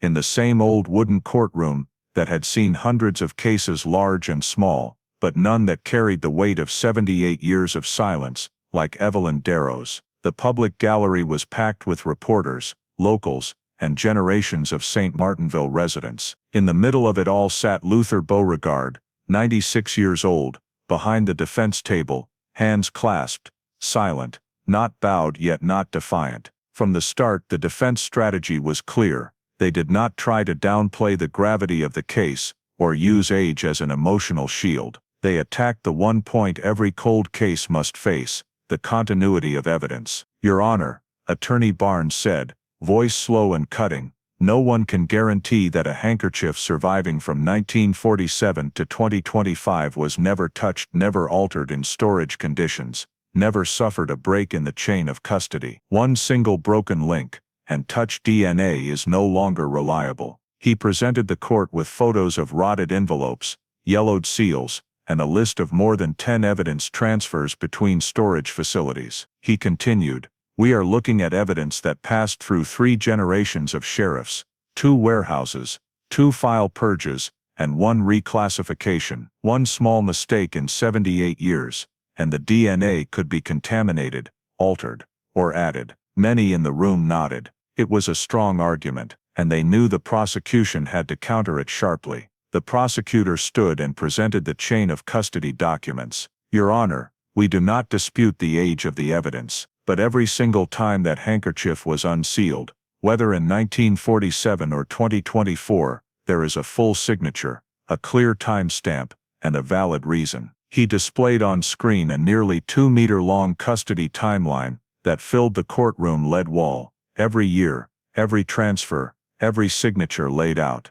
No gaps, the prosecutor said. No unsealing without witnesses. No evidence of contamination. And most importantly, the DNA on the handkerchief matches only 1 living person connected to the case. The jurors looked toward the evidence processing table. No one spoke, but many eyes turned to Luther.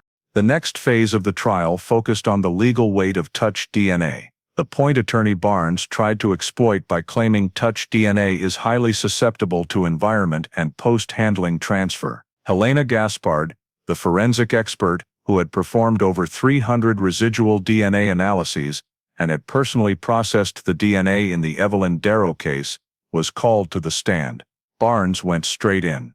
"Can you guarantee no one touched that handkerchief in 78 years?" Helena answered calmly, "I cannot guarantee that, but I can guarantee that Luther Beauregard's DNA could not appear on the handkerchief unless he had touched it." Barnes tried another angle. "What about the second DNA profile?" Helena replied, "That profile matches Harold Gaspard, the 1947 deputy, and his private journal admits he touched the handkerchief."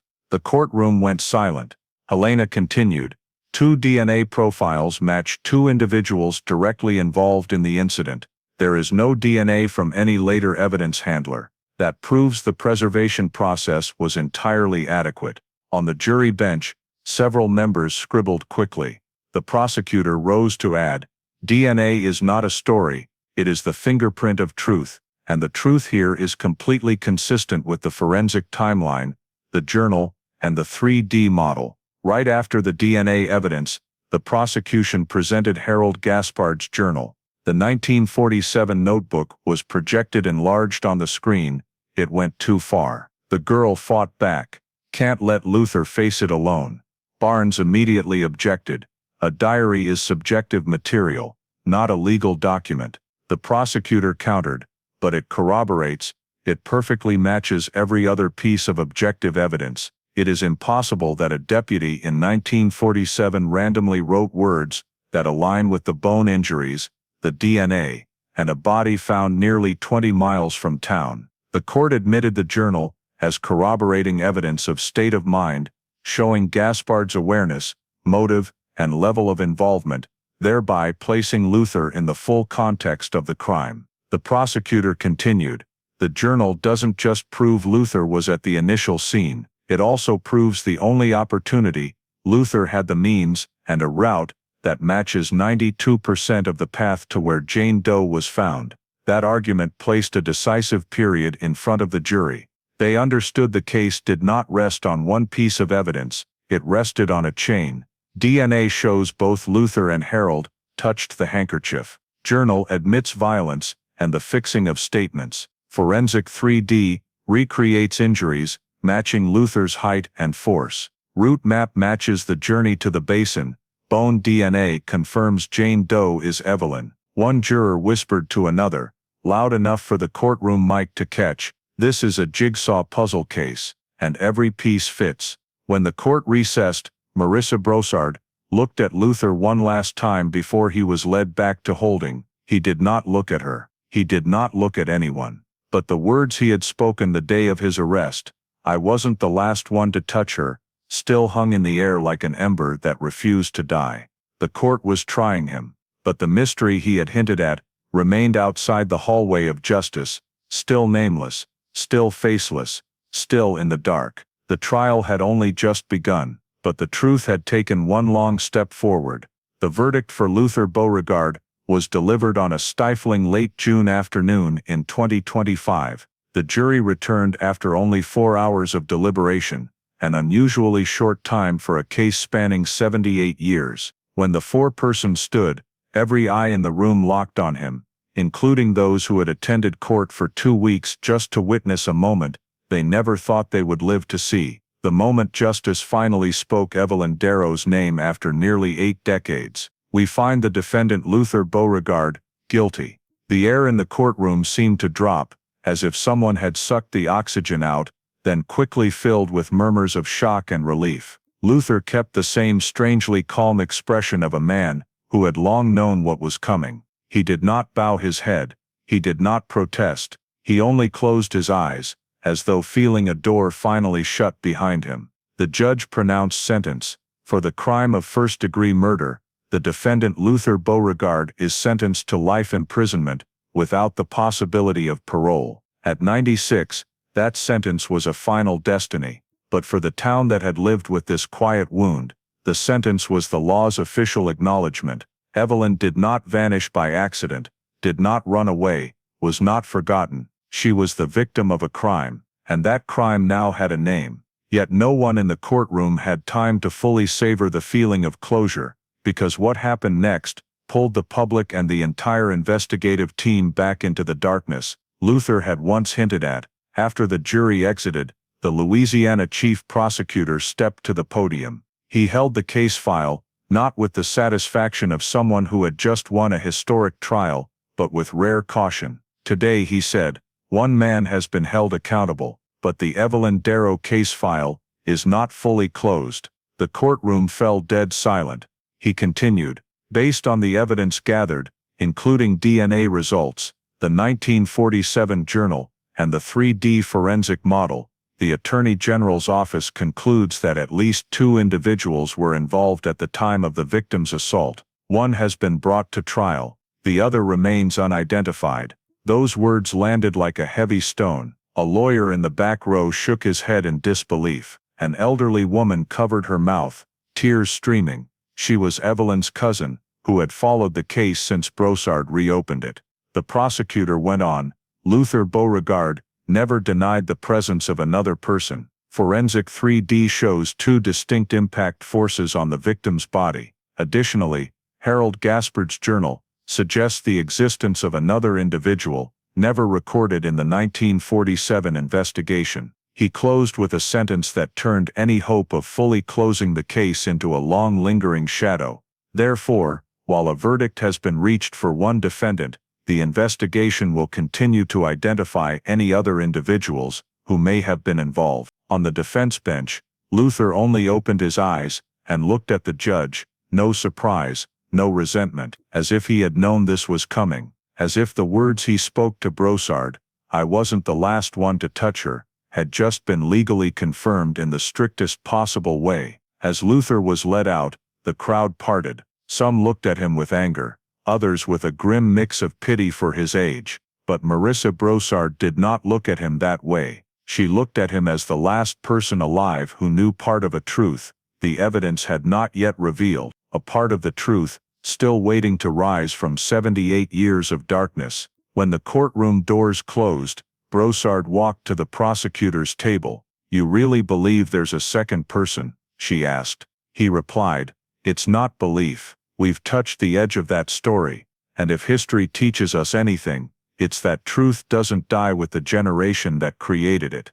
The Louisiana Department of Justice officially declared, the Evelyn Darrow case has a verdict against Luther Beauregard, but the investigation into the other individual will not stop. The trial ended, but the truth did not, and in the heavy air of that summer afternoon, the entire town of St. Martinville seemed to understand they had finally found justice for Evelyn, but not yet the final answer. When the sentence for Luther Beauregard was announced, and the Louisiana Attorney General's statement spread across the press, the aftershock of the case quickly reached far beyond St. Martinville. Investigative academies, forensic institutes, and police departments in many states began studying the Evelyn Darrow case as a textbook example of how a nearly century-old cold case can be resurrected through the perfect combination of science, record integrity, and modern investigative technology. Conferences at LSU,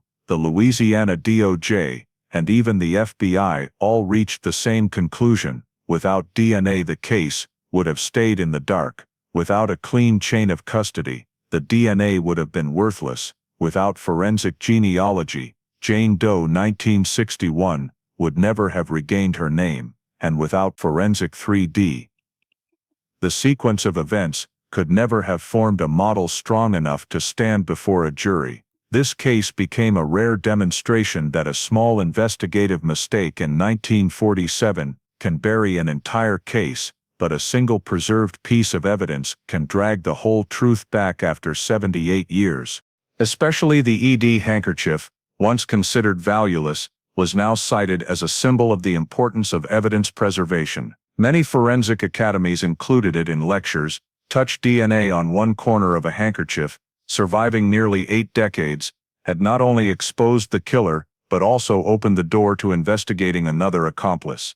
Forensic genealogy also became the most discussed topic. Had a distant relative of Evelyn in Texas not voluntarily uploaded DNA, Jane Doe 1961 would forever remain a nameless entry on a death record. That coincidence reminded the entire profession of the power of community in reconnecting broken lives. For Lieutenant Marissa Broussard, the case's aftershock was not only in the professional lessons, it was in the moment she looked at the forensic 3D reconstruction and clearly saw the blow to the jaw, the strike to the chest, the route the body traveled along the road Luther drove every night. She understood that science doesn't just find the killer, it gives the victim a final voice.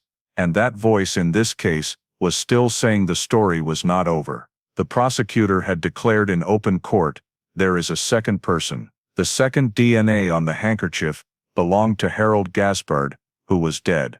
But Luther's final words, "I wasn't the last one to touch her," still echoed like a signal of a figure not yet identified in history. Someone who left no DNA, who never appeared in the files, who was never mentioned in the journal. A human-shaped void, identified only by impact forces in the forensic model, by bone fractures that cannot be attributed solely to Luther or Harold, by scattered sentences the 1947 generation left behind.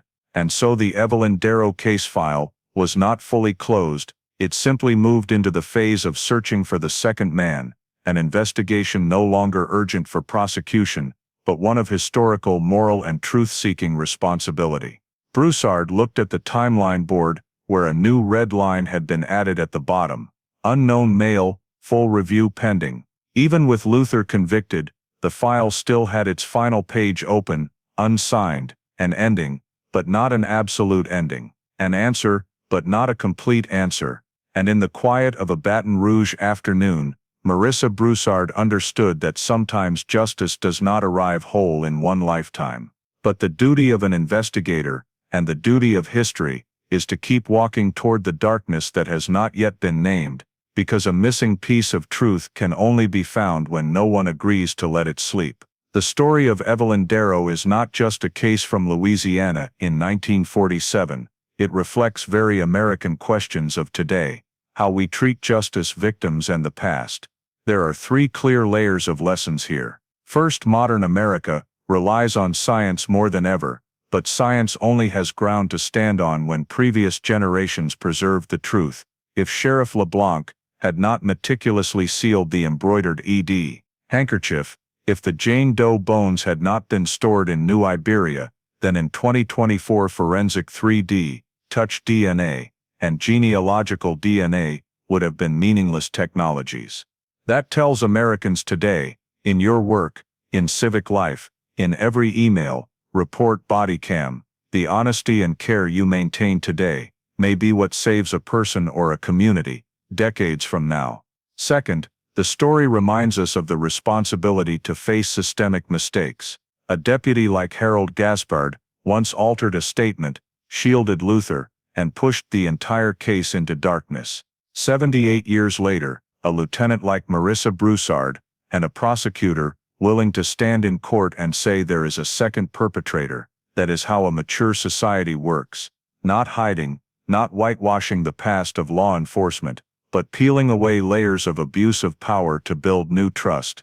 In today's America, where police accountability is fiercely debated, the Evelyn case is a reminder: criticizing law enforcement is not to destroy it, but to make it serve better. Third, the story shows that justice has no expiration date. Luther was arrested at 96. The DNA match came because a relative in Texas voluntarily shared data. That is the image of an America where community, science and law join hands to never abandon a victim, even after nearly a century. For Americans today, that translates into very concrete actions: never downplay a missing person report, support DNA databases for missing relatives, speak up when files are mishandled, and understand that sometimes the most righteous thing we can do for the future is refuse to let it go when darkness is still present. If you believe stories like Evelyn Darrow's deserve to see the light, please subscribe to the channel so we can keep walking together on the journey to recover justice for the forgotten voices. Thank you for watching,